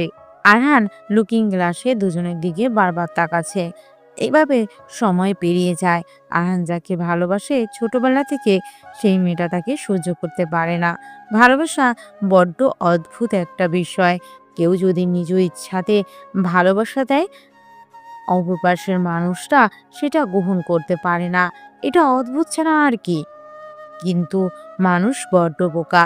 ভালোবাসার বিষয়ে আরো বোকা তারা। সকাল পেরিয়ে দুপুর, দুপুর পেরিয়ে বিকেল হয়। গাড়ি থেকে নামে সবাই। সবাই গ্রামে প্রথমবার এসেছে। গাড়ির সামনে গ্রামে অনেকগুলো মানুষ এসে জড়ো হয়েছে। শহর থেকে রিয়ার বন্ধুরা আসবে, এটা গ্রামের সবাই জেনে গিয়েছে। মিহানও এসে পৌঁছালো মাত্র। মিহান তিতির কাছে আসলো। রাস্তায় কোনো সমস্যা হয়নি তো? ঠিক মতো এসছো? না আসলে তো দেখবা কিভাবে এখানে। কেমন আছিস তোরা? আরে মিহান ভাই, কেমন আছেন? আসতে কোনো অসুবিধা হয়নি তো? না, কোনো সমস্যা হয়নি। অরিত্রী কই? নামি না কেন? অরিত্রী গাড়ি থেকে নামলো। গ্রামের মানুষ অরিত্রীকে দেখে অবাক হয়। এত সুন্দরী কোনো মেয়ে হতে পারে? সবাই হা করে তাকিয়ে থাকে অরিত্রীর দিকে। শুভ্র নামলো, অরিত্রীর পিছনে এসে দাঁড়ালো। শুভ্রকে দেখে রিয়া হা হয়ে যায়, সাথে বাকিরাও। এত কিউট ছেলে কোথা থেকে আসলো? রিয়া বলে, কি ব্যাপার, এটা কে? অরিত্রীর বয়ফ্রেন্ড, আমেরিকা থেকে এসেছে। বাহ, অরিত্রী আমাদের বলেনি কেন? এত কিউট ছেলে অরিত্রীর সাথেই মানাই। আমরা তো সবাই সাইড নাইকে রে। অরিত্রী এসে রিয়াকে জড়িয়ে ধরে। সবাই অনেক খুশি। আরহান আর সিনথিয়া নেমে সবার ব্যাগ ধরে ভিতরে নিয়ে আসলো। বিরাট বড় একটি বাড়ি। রিয়ার বাবা এমপি এই উপজেলাতে। শুভ্র এসে রিয়ার বাবা রাজ সাহেবকে বলে, স্যার, আমি আপনার ছেলের কোম্পানির চেয়ারম্যান। আপনার ছেলের রিফাত আমার কোম্পানিতে কাজ করে। সে আসতে পারবে না কারণ তার একটা সাইটে কাজ করেছে। তাকে ছুটি দিয়েছিলাম। সে কাজের প্রতিশোধ, তবে খুব দ্রুত সে আসবে। আমি বিডিতে এসেছিলাম কোম্পানির ডিল নিয়ে। সেই সুবাদে রিফাত আমাকে বলেছে তার বোনের বিয়েতে আমি যেন আসে। দাঁড়ান, তাকে কল করি। কল করা লাগবে না বাবা, সে তোমার কথা বলেছে। তুমি আমাদের স্পেশাল গেস্ট। তোমার কোনো অসুবিধা হলে আমাকে জানাবে। তোমাকে আপ্যায়নের কোনো ত্রুটি রাখবো না বাবা। আরে আঙ্কেল, এসব কোনো ব্যাপার না। আমি খুবই সিম্পল পছন্দ করি। আমার ভিআইপি কিছু লাগবে না। আমি এভাবেই সবার সাথে মিশতে চাই। এত বড় একজন মানুষ অথচ কোনো অহংকার নেই। তোমাকে ভালো লেগেছে বাবা। আঙ্কেল, এবার একটু আমাদের সাথেও কথা বলুন। আরে অত্রি, কত বড় হয়েছিস, তোর বাবা আসবে কবে? হয়তো বিয়ের দিন, ঠিক জানি না। আচ্ছা, আমি কথা বলে নেব। তোমরা সবাই ভালো আছো তো? যাও ভিতরে যাও। রাজ সাহেব সবার সাথে কথা বলল। সবাই অনেক খুশি। অনেকটা সময় জানিস যে সবাই বেশ ক্লান্ত। রিয়ার মা বলি বেগম সবাইকে রুম দেখিয়ে দেয়। মেয়েরা 4 জন 2টো রুমে থাকবে, আর ছেলেরা 3 জন একটা রুমে, আর শুভ্র আলাদা একটা রুমে। আরহান আর সিনথিয়া কাজের লোকদের রুমে থাকবে। খাবার শেষ করে সবাই বসে আছে। রিয়া সবাইকে বলল, ওই তোরা শোন, আমাদের এখানে একটা সুন্দর জায়গা আছে, ঝর্ণা পড়ে। জায়গাটা অনেক সুন্দর, দেখলেই পাগল হয়ে যাবি। নদীতে ঝর্ণা পড়ে, বাবা সেই জায়গাটা কিনে নিয়েছে, যাবি তো? সবাই একসাথে চিৎকার করে উঠে যাওয়ার জন্য। গ্রামে এসেছে, আর গ্রাম দেখবে না তা কি হয়। সবাই রেডি হয়ে নিল। 2-3টে গাড়িতে আলাদা হয়ে একসাথে রওনা দিল। সবাই আছে। বেশ কিছু সময় পর সবাই একসাথে জায়গাটাতে এসে দাঁড়ালো। উঁচু একটি পাহাড়, সবাই সেখানে উঠতে থাকে। হঠাৎ 6টা ছেলে আসে সেখানে। রিয়া সবাইকে বলে, সামনে যে ছেলেগুলো আসছে তাদের সাথে কোনো প্রকার কথা বলবি না, ওরা প্রাক্তন এমপির ছেলেরা। ওরা কিন্তু অনেক খারাপ, ওরা গায়ে পড়ে ঝামেলা করবে। রিয়ার কথা শুনে বাকিরা পাত্তাই দিল না, কারণ তারা শহরের লোকেরা, তারা গ্রামের লোকদের পাত্তা দিবে না। পিছনে সিনথিয়া আর আরহান ক্যামেরা, গিটার, ব্যাগ নিয়ে আসছে। সিনথিয়া পড়ে যাচ্ছিল। আরহান দ্রুত সিনথিয়াকে ধরলো। সিনথিয়া খুশি হয়, মেয়েটা ঘেমে গেছে শীতের ভিতরেও। সবাই এগিয়ে যাচ্ছি। হঠাৎ ছেলেগুলো রিয়াদের সামনে আসলো। তারপর রিয়ারা সবাই ঝর্ণার দিকে এগিয়ে যেতে থাকে। প্রাক্তন এমপি ছেলে রাকিব তালুকদার রিয়াকে দেখেই ডাকলো, আরে রিয়া যে বিয়ের কোণে, কিন্তু তোমার সাথে আমার বিয়ে হতে পারতো। তোমাকে আমি পছন্দ করতাম, কিন্তু ওই শালা পুলিশ অফিসার এসে তোমার বাবাকে পটিয়ে তোমাকে বিয়ে করছে। এটা মানতে পারছি না আমি, কিন্তু আরো বেশি আদর করতে পারতাম তোমাকে। বেয়াদব একটা, সামনে থেকে দূর হয়ে যা। ওরে বাপরে, এখনো তো দেখি আগের মতো তেজ আছে তোমার। কি বলছিস? দেখ, তোর কথা সহ্য হয় না আমার। বন্ধুরা আসছে ঢাকা থেকে, বেয়াদবি করবি না। বন্ধুরা? হ্যাঁ তাই তো। বাহ, এই মেয়েটা তো বেশি সুন্দর। উফ, চুলগুলো কত সুন্দর। রাকিব কথাগুলো বলে অরিত্রীর চুলে হাত তো দিয়ে দেয়। সাথে সাথে শুভ্র এগিয়ে আসে রাকিবের দিকে। শুভ্রের জামার কলার টেনে ধরে সরিয়ে দেয় রাকিব। শুভ্র আবার আসে। তখন হাসিব নামে ছেলেটা বলে, ওই চান্দু, কাছে আসবি না। চিনিস না আমাদের? তোরা শহরের পোলা, আমরা কিন্তু গ্রামের। মারবো তাও পালাতেও পারবি না। তোদের সাহস কি করে হয় আমার বন্ধুদের গায়ে হাত দিয়া? মামনি, তোমাকে তো পেলাম না। তোমার এই বান্ধবীটারে ভালো লাগছে। উফ, কি গাল। রাকিব এবার অরিত্রীর গাল স্পর্শ করে। অরিত্রী ঠাস করে 2টো চর বসিয়ে দেয় রাকিবের গালে। রাকিব হাসতে থাকে। অরিত্রীর ওড়না কেড়ে নেয় রাকিব। ইরফান, তন্ময়, মিহান এগিয়ে আসে। রাকিবের ছেলেরাও এগিয়ে আসে। ওরা হাতে ছুরি বের করে। শুভ্র এসে রাকিবের গালে ঘুষি দেয়। রাকিবরা এসে শুভ্রকে মারতে শুরু করে। অনেক অবস্থা খারাপ হয়। তখন রিয়া বলে, আমার বাবাকে এক্ষুনি ফোন দিচ্ছি। তোদের সব কয়টাকে আমি যদি আজকে মেরে না ফেলছি তাহলে দেখে নিস। রাকিব রিয়ার থেকে ফোনটা কেড়ে নেয়। ওর বন্ধুরা শুভ্রকে ছাড়িয়ে নেয়। রাকিব অরিত্রীর কাছে আসে। অরিত্রীকে পাহাড়ের উপরে নিয়ে আসে টেনে। সবাই দৌড়ে ওদের পিছনে আসে। আরহান এগিয়ে আসতে যাবে, সিনথিয়া বলে, যাস না, ওদের হাতে ছুরি আছে, ওরা কিন্তু তোকে মারবে। ওহান, থেমে যা। অরিতিকে রাকিব বলে, অনেক হাতের জোর তোর, তাই না? তোকে আমি যে কি আজ করব তুই জানিস না। আমার হাত ছাড় বলছি। তুই চিনিস না আমি কে? তোকে খুঁজে বের করে কুত্তার মতো মারবে সবাই। আরে ধুর, আমার কিচ্ছু হবে না। শোন, তোকে আমি এখন চুমু খাবো, সবাই সেটা ভিডিও করবে। আমাকে চড় মারলে সেটা শাস্তি তোকে পেতে হবে। আমার বন্ধু কিছু হলে তোকে আমি মেরে ফেলবো। ওই হাসিব, সবগুলোকে পিটা। যে কথা বলবে তাকে আজকে অনেক খারাপ অবস্থা করবি। কোনো মেয়েকে বাদ রাখবি না। ছেলেগুলো আসলে ছুরি মারবি। ঠিক আছে বস, আপনি কাজ শুরু করেন। রাকিব অরিত্রীর গালে চুমু দিতে যায়। সবাই এগিয়ে আসতে থাকে, কিন্তু হাসিবেরা সবাইকে মারতে শুরু করে। এমন সময় আরহান আসে সেখানে। রাকিবের কাঁধে হাত রাখে। বস, একবার এদিকে তাকান। শালা, তুই কে রে? রাকিব ঘুরতেই আহান জোরে একটা ঘুষি দেয়। রাকিব পড়ে যায় মাটিতে। আহানের কাছে আসে আরো দুজন ছেলে। আহান মারতে যায়, পিছন থেকে রাকিব ছুরি মারতে যায় আহানকে। সিনথিয়া ডাক দেয় আহানকে। আহান ঘুরতেই হাতে ছুরিটা লাগলো তার। আরহানের হাত কেটে রক্ত পড়তে থাকে। আরহান হাত দিয়ে কাটা জায়গা চেপে ধরে। রাকিব অরিত্রীর কাছে যায়, অরিত্রীকে বলে, তোর জন্য তো দেখি সবাই মরতে চায়, তাহলে তুই মর।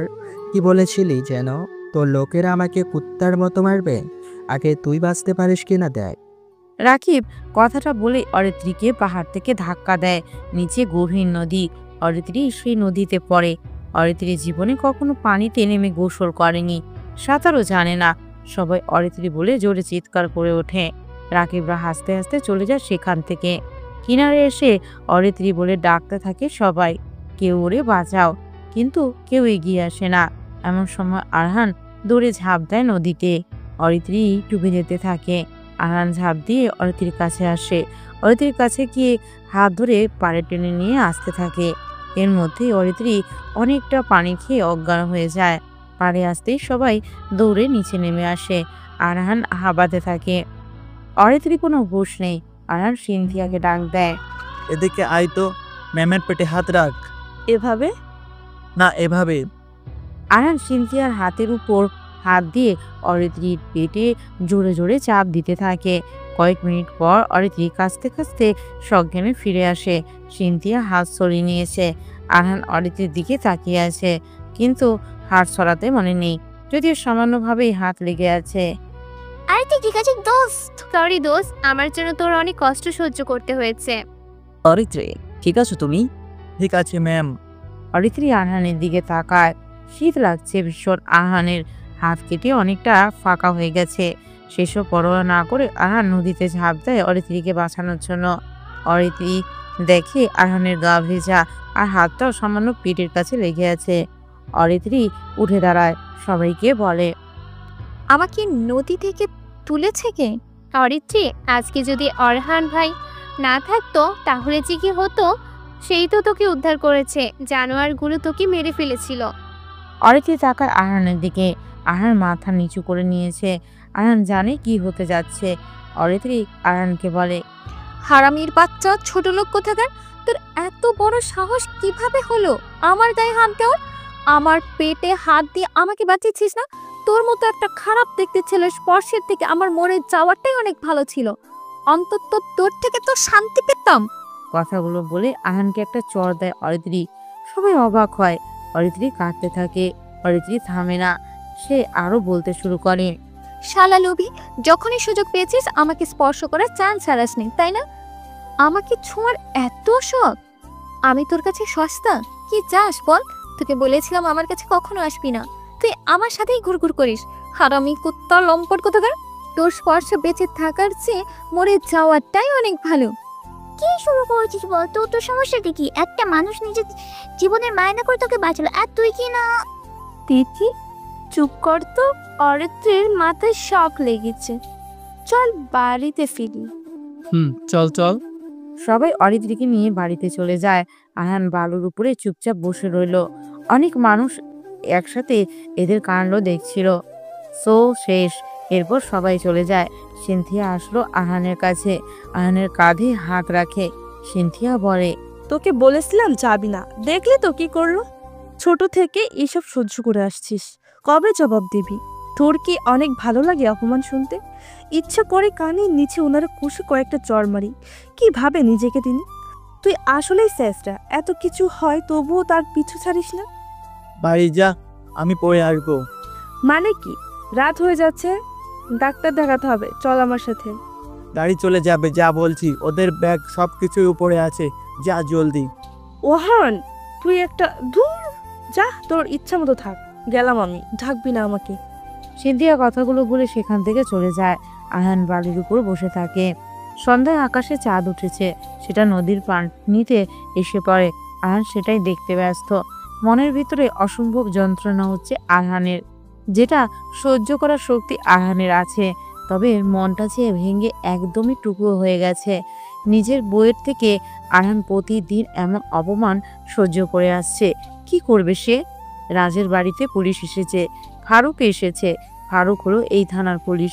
রাজের সাথে তার ভালো খাতির। রাজ এই ফারুকের সাথেই রিয়ার বিয়ে দিচ্ছে। ফারুকের পুরো নাম আসিফ ইসলাম ফারুক। রাজ সবাইকে অনেক বকা দিচ্ছে। ড্রয়িং রুমে বসে আছে রিয়ার বান্ধবীরা। রাত অনেক হয়েছে। পুলিশরা দেরি করে কেন এসেছে? রিয়া, কি হয়েছিল সেখানে? আগের এমপির ছেলে রাকিব আমাদের প্রথমে অনেক বাজে কথা বলে, তারপর অরিত্রীর সাথে আরো খারাপ আচরণ করে। শুভ্র ভাইয়া আমার বন্ধুরা ওদেরকে বাধা দেয়, পরে ওরা আমাদেরকে মারে। তারপর অরিত্রীর ওড়না কেড়ে নেয়, অনেক বাজেভাবে টাচ করে অরিত্রীর গালে। অরহান গিয়ে তৌহিদকে মারছিল, অরহানকে ছুরি মারে ওরা। তারপর অরিত্রীকে উপর থেকে ফেলে দেয় রাকিব। তারপর আমরা অরিত্রীকে তুলে নিয়ে আসি বাড়িতে। বাবা, এইভাবে বাড়িতে নিয়ে এসে আমার বন্ধুদের অপমান হতে দেখতে পারবো না। শুভ্র ভাইয়া চাইলে তোমার এই ছেলেটাও নিজের দখলে নিতে পারে, তাকে ওরা মেরেছে। এমন হলে আমি বিয়ে করব না, বন্ধুদের সাথে চলে যাব। আচ্ছা, একটু ঠান্ডা হন, আমি ওদের সব কটাকে তুলে নিয়ে এসেছি। ফারুক বের হবে গাড়ি নিয়ে। ঠিক তখনই প্রাক্তন এমপি মাহমুদ সাহেবের গাড়ি রাজের বাড়িতে ঢুকলো। রাজসহ তার সব সিকিউরিটি এগিয়ে যায় সেদিকে। মাহমুদ সাহেব রাজের কাছে আসে। রাজের কাছে মাটিতে বসে বলেন, ভাই, আমার ছেলেকে দয়া করে ফেরত দিন। ওর বন্ধুদের লাশ তাদের বাড়িতে পাঠিয়েছেন। আমার ছেলে কোথায়? ওকে দয়া করে মারবেন না। আমার ছেলের হাত দুটো কেটে পাঠিয়েছেন। কেন করলেন এমন?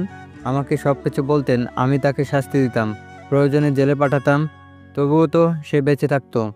আমার ছেলের হাত কেটে তাকে এতক্ষণে মেরেও ফেলেছেন। মাহমুদের কথা শুনে ভয়ে সবাই আটকে ওঠে। রাকিবদের সবাইকে মেরে ফেলা হয়েছে। কিভাবে? কে করলো? রাকিবের হাত দুটো রাজদের সামনে আনা হয়।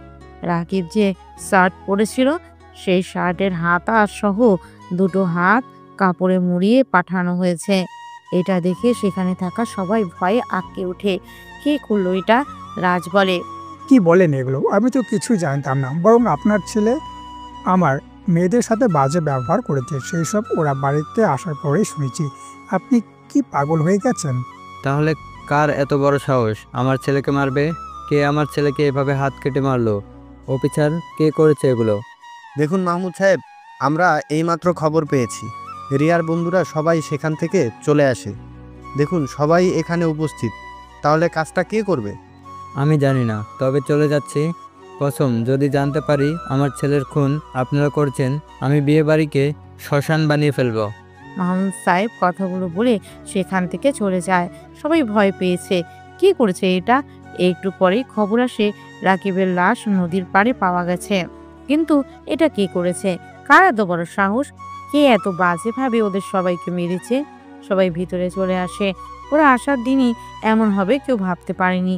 সবাই যে যার রুমে চলে যায়। অরিত্রীর যেন তখনও ঘোর কাটেনি।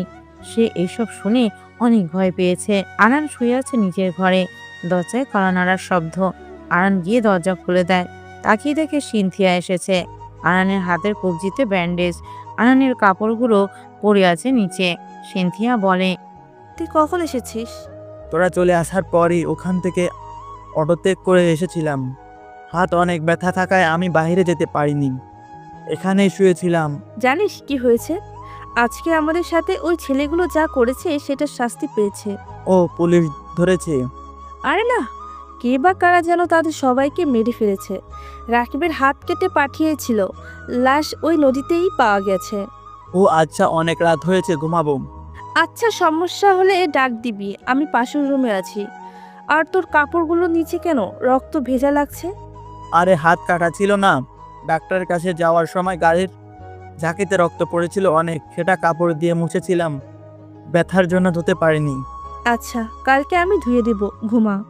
সিনথিয়া চলে যায়। আরহান বিছানায় এসে শুয়ে পড়ে। শরীরটা অনেক খারাপ লাগছে। সে ঘুমিয়ে পড়ে।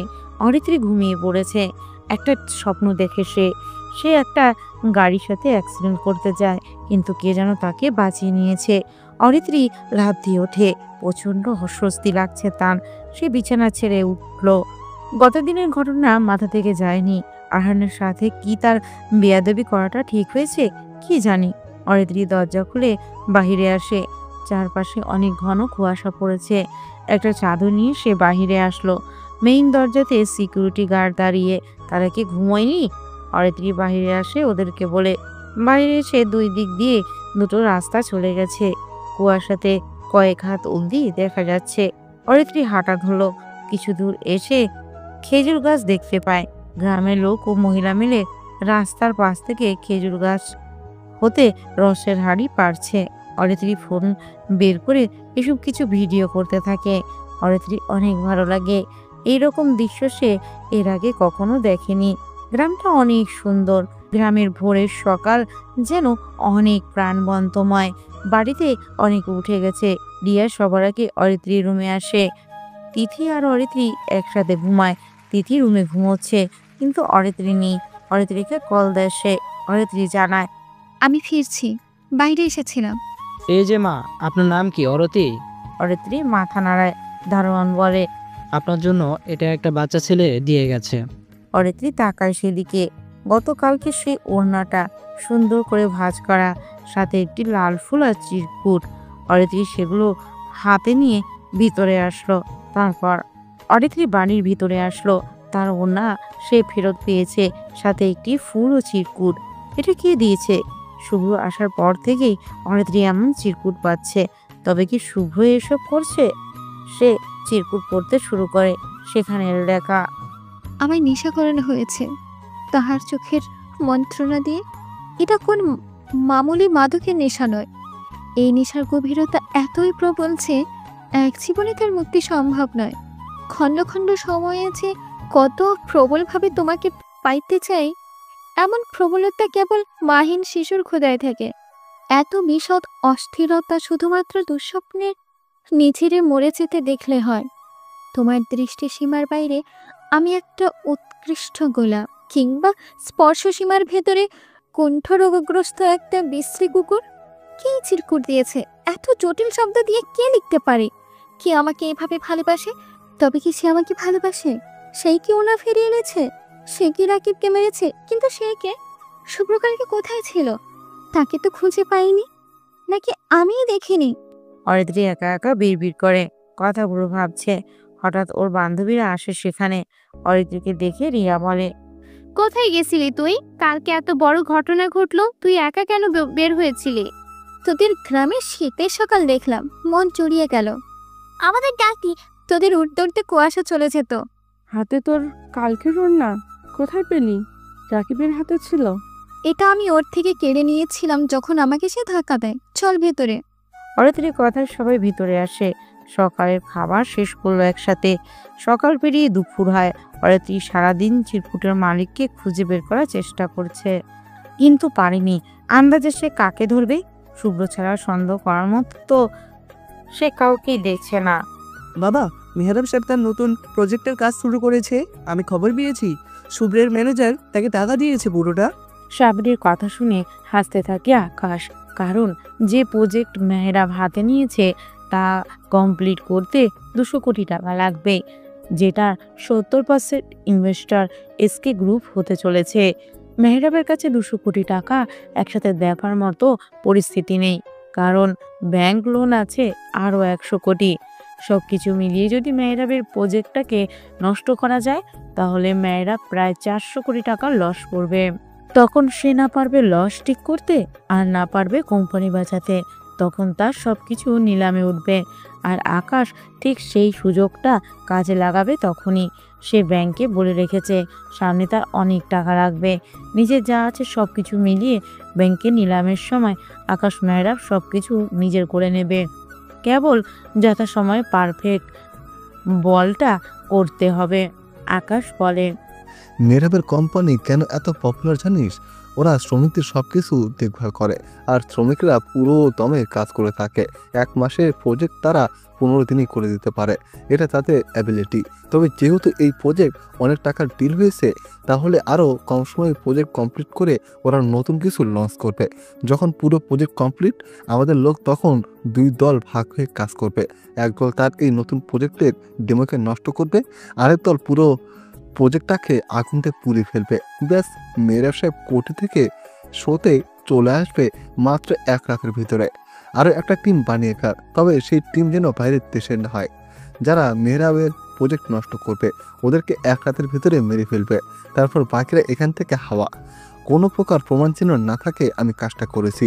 আমি এখন মেহরাবের সাথে মিট করব, মিডিয়া আসবে, সবার সামনে আমি মেহরাবের সাথে ভালো ব্যবহার করব, কারণ সবাই জানে মেহরাবের ড্রাইভার একমাত্র আমি।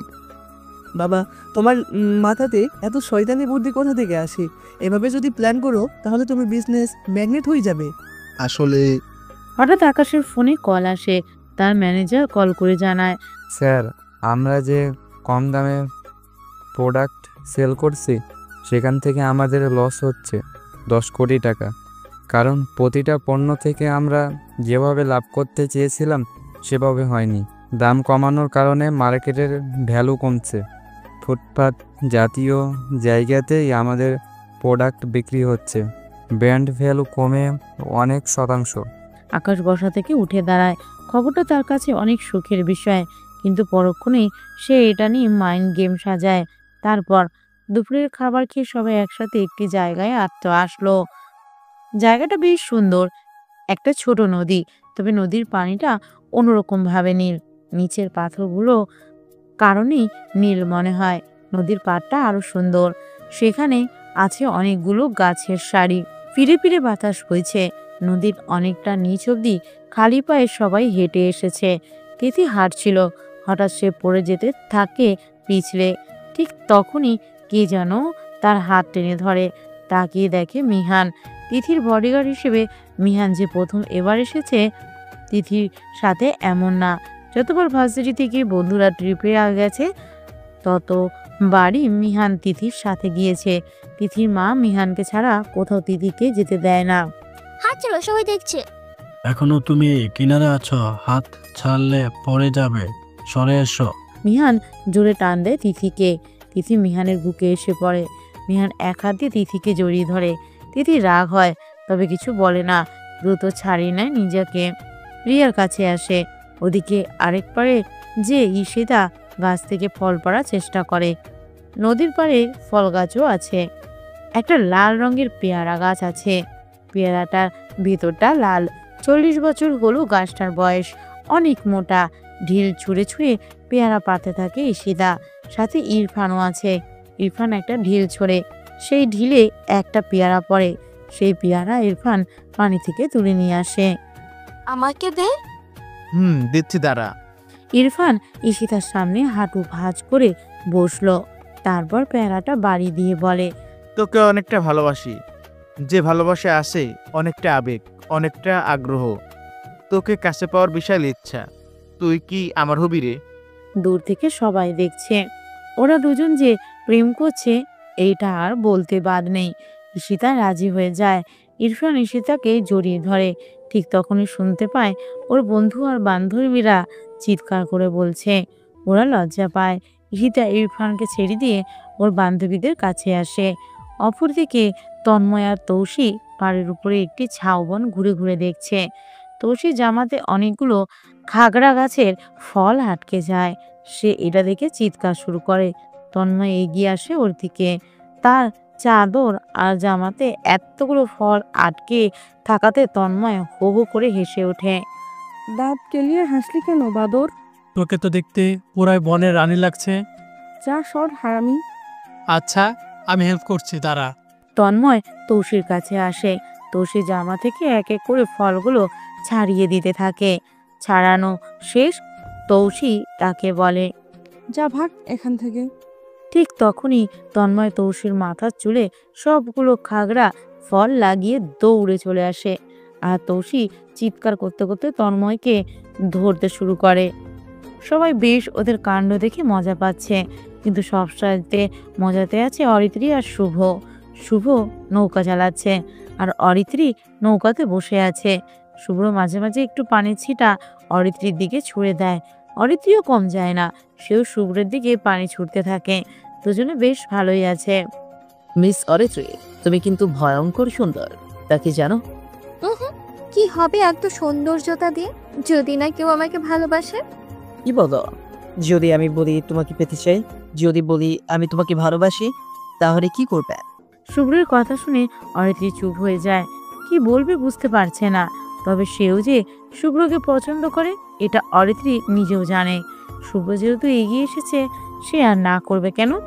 তবু অরিত্রী হ্যাঁ বলে না, আবার না বলে না। শুভ্র বুঝে যায় একটু টোকা দিতে থাকলে অরিত্রী তাকে ভালোবাসবে। শুভ্র খুশি হয়, দুজনে নৌকাতে করে ওদের কাছে আসতে থাকে। সবাই সেটা ভিডিও করতে থাকে। ওদিকে সবার জন্য রোস্ট বানাতে থাকে আরহান আর সিনথিয়া। আজকে এখানে ওরা সন্ধ্যা অবধি থাকবে, এজন্য আরহান সবার জন্য রোস্ট বানাচ্ছে। ছুরি দিয়ে মাংস কাটতে গিয়ে সিনথিয়ার আঙ্গুল কেটে যায়। আরহান দ্রুত সিনথিয়ার কাছে যায়। সিনথিয়ার আঙ্গুলটা মুখের ভিতর পুড়ে নেয় কিছু সময়। সিনথিয়া আরহানের দিকে হাঁ করে তাকিয়ে থাকে। ছেলেটা দেখতে শ্যামবর্ণের হলেও মনটা অনেক ভালো। ওদের ভিতরে কখনো ঝগড়া হয়নি। আরহান দুর্বা ঘাস বেটে সিনথিয়ার হাতে লাগিয়ে দেয়। সিনথিয়া চুপচাপ আরহানের কেয়ারিং দেখতে থাকে। আরহান সেখানটা বেঁধে দিয়ে বলে, তোর কিছু করতে হবে না, আমি করছি, যা। সিনথিয়া কিছু বলল না। এভাবে বিকেল পেরিয়ে সন্ধ্যা, তারপর রাতের শুরু। সবাই বসে আছে। হঠাৎ রিয়াকে কেউ পিছন থেকে চোখ চেপে ধরে। রিয়া কে কে বলে ডেকে উঠল। তখনই পিছন থেকে ফারুক সামনে আসে। রিয়া ফারুককে দেখে লজ্জা পায়। ফারুকও সবার সাথে আড্ডাতে জয়েন হয়। মিডিয়াতে খবর চলে গেছে যে আকাশের কোম্পানির ব্র্যান্ড ভ্যালু 20% কমে গেছে, আর এমপেসান কোম্পানি আগের অবস্থানেই আছে। আকাশের উপর সবাই বিরক্ত, এমনকি তার ছেলেও। কিন্তু আকাশ জানে তার কখন কি করতে হবে। ঘটনাটা মিডিয়াতে যাওয়াই জরুরি ছিল। আকাশ এটাই চেয়েছিল, কারণ মেহরাবের সাথে তার মিটের একটা যথাযথ কারণ থাকতে হবে। আকাশ রিল্যাক্সে বসে নিউজ দেখছে। মেহরাবও নিউজগুলো দেখছে। মেহরাব তার ম্যানেজারকে ফোন করে বলে, এবার আমার কোম্পানির প্রোডাক্টের মূল্য অতি স্বল্প পরিমাণে কমিয়ে দাও।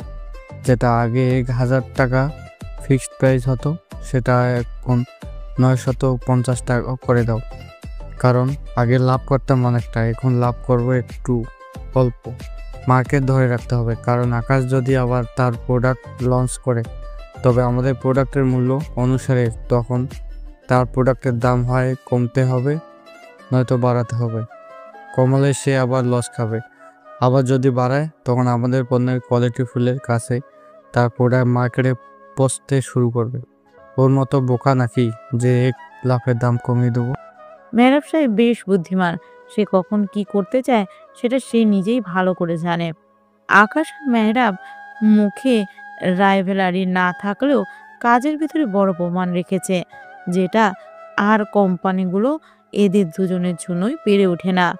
কোনো কোম্পানি যদি উপরে উঠতে থাকে, তখনই মেহরাব সেই কোম্পানিকে টাকা ইনভেস্ট করে শেয়ার হোল্ডার হয়ে যায়। শুভ্র অরিত্রীকে খাইয়ে দেয়, অরিত্রীও শুভ্রকে খাইয়ে দেয়। ওরা দুজন একে অপরের কাছে বেশ খুশি। আর সেগুলো দেখতে থাকে। মনটা খারাপ হয় তার। নিজের যোগ্যতার বিচারে সে খুবই দুর্বল। সে চাইলেও তার ভালোবাসাকে প্রকাশ করতে পারে না। আরহান দীর্ঘশ্বাস ছাড়ে। নিজের বউকে সে এভাবে অন্যের হতে দেখছে, অথচ তার কিছু যে করার নেই। কারো কাছে সে অরিত্রীর হাজবেন্ড এটা পরিচয় দিতে সে কখনো পারবে না। মন খারাপ করে একটা দীর্ঘশ্বাস ছাড়ে আরহান। সবাই অনেকটা সময় মজা করে একসাথে সেখান থেকে চলে আসে। মাহবুব সাহেব তার ছেলের খুনিকে খুঁজে বের করার চেষ্টা করে। সে নদীর পাড়ে এসেছে, সাথে তার লোকজন। রাকিবের লাশ যেখানে পাওয়া গেছে সেখানে এসে অনেকের কাছে জিজ্ঞাসা করে। হঠাৎ একটা ছেলে মাহমুদকে বলে, হ্যাঁ স্যার, আমি দেখেছি আপনার ছেলেকে একজন টেনে আনছিল। নাম কি তোর? বিজন সরকার। কি কি দেখছিস? দেখেছি একটা ছেলে বালুর উপরে বসেছিল, হাতে ছুরি, চেহারা দেখা যায়নি, মুখে কাপড় বা রুমাল বাঁধা ছিল। পাশে থাকা ছেলেটার 2 হাত কেটে দেয়, তারপর ইংরেজিতে কিছু একটা বলে। আমি বুঝতে পারিনি, দূরে ছিলাম। স্যার, আপনার ছেলেকে এভাবে মারার সাহস কে দেখাবে? আমি জানি না। আর কি দেখলে? দেখেছি ওই ছেলেটা ছুরি দিয়ে আপনার ছেলের গলায় ঢুকিয়ে দেয়। তারপর সেখান থেকে রক্ত ওই ছেলের গায়ে যে লাগে, তারপর ভয়ে আমি পালিয়ে যাই স্যার। মাহমুদ বুঝতে পারে না তার ছেলেকে মারার মতো সাহস কে দেখাবে। রাজের কাছেও তো এমন লোক নেই, তাহলে কে করেছে আর কেনই বা মেরেছে? রাত হয়, সবাই যে যার রুমে গিয়ে শুয়ে পড়ে। কিন্তু আরহানের ভালো লাগে না। আরান ছাদে আসে, পায়চারি করছে সে। হঠাৎ কি যেন ছাদে আসে, তাকিয়ে দেখে অরিত্রী এসেছে। অরিত্রী আরানকে দেখে বলে, কি ব্যাপার, তুই এত রাতে ছাদে কেন? এমনি এসেছি ম্যাম, আপনি ঘুমাননি যে? শরীর খারাপ? এত ভাবতে হবে না তোকে, এটা আমাদের বাড়ি না, তাই আমার থেকে দূরে থাকবে। দূরত থাকি ম্যাম। একটা কথা বলবো ম্যাম? হ্যাঁ। শুভকে পছন্দ করেন? তুই জেনে কি করবি? না মানে আমাদের তো বিয়ে হয়েছিল, তাই এতটুকু তো জানতে পারি। চুপ কর, কেউ শুনলে হাসবে, মজা নিবে। ম্যাম আজকে আপনার বিয়ের কথা কেউ জানবে বলে ভয় পাচ্ছেন? লজ্জিত হবেন? অপমানিত হওয়ার ভয়ে কাউকে কিছু বলেন না? নিজের বরকে ড্রাইভারের পরিচয় বানিয়ে সবার সামনে নিয়ে আসলেন। এসব কেন করছেন জানেন? কারণ আমি আপনার যোগ্য না। আমি কাজের ছেলে, আমার মা কাজের মহিলা আপনাদের বাড়িতে। আমি দেখতে খারাপ, আমি দেখতে কালো, আমার টাকা নেই বলে কারো সামনে পরিচয় দিতে পারেন না। লোকে হাসবে বলে, অপমানিত হবেন বলে নিজেকে আমার থেকে সব সময় দূরে রাখতে চান। আপনার বিয়ে হয়েছে সেটা অজানা রাখতে চান। হ্যাঁ, কারণ তোকে আমি কখনো মেনে নিতে পারবো না, আর তুই কখনো যোগ্য হয়ে উঠতে পারবি না। হা হা হা। ম্যাম শুভ নামের ছেলেটার টাকা আছে, চেহারা আছে, বান্ধবীকে গর্ব করে বলতে পারবেন সে আমার ভালোবাসা। সবাই তখন বলবে, হ্যাঁ দোস্ত তোর চয়েস আছে তো। সেই দেখতেম এতটুকু বাহবার জন্য নিজের বরকে চিনেনি না, সব সময় অপমান করে গেছেন। কি বলতে চাচ্ছিস? তোর কথাগুলো কিন্তু কন্ট্রাক্টের বাইরে যাচ্ছে। কিছু না ম্যাম। অরিত্রী সেখান থেকে চলে আসতে থাকে। আরান তখন অরিত্রীকে বলে, ম্যাম আমি আপনাকে ভালোবাসি, ছোট থেকেই ভালোবাসি। যখন আপনি ক্লাস 3-তে পড়তেন তখন থেকেই আপনার পাশে আমি ছায়ার মতো ছিলাম। আপনার বিপদে আমি সবসময় এগিয়ে গেছি, আপনার কোনো ক্ষতি হতে দিই নাই। আমি ভাগ্যকে মেনে নিয়েছিলাম যে আপনার অন্য জায়গাতে বিয়ে হচ্ছে, কিন্তু জানতাম না আপনার আমার সাথেই বিয়ে হবে। কিন্তু ভাগ্যে আপনি ছিলেন, বিয়ে হলো আপনার সাথে। খুশি হয়েছিলাম বটে, কিন্তু অরিত্রী ঘুরে তাকায় আরানের দিকে। আরানের কাছে আসে সে। তারপর, হ্যালো বন্ধুরা, পরবর্তী পার্ট খুব তাড়াতাড়ি আসবে, তো সবাই অপেক্ষায় থাকো। আর চ্যানেলটি যারা এখনো সাবস্ক্রাইব করোনি তারা পরবর্তী পার্ট দেখার জন্য চ্যানেলটি সাবস্ক্রাইব করে রেখো। ধন্যবাদ সবাইকে, আমাদের সাথেই থেকো।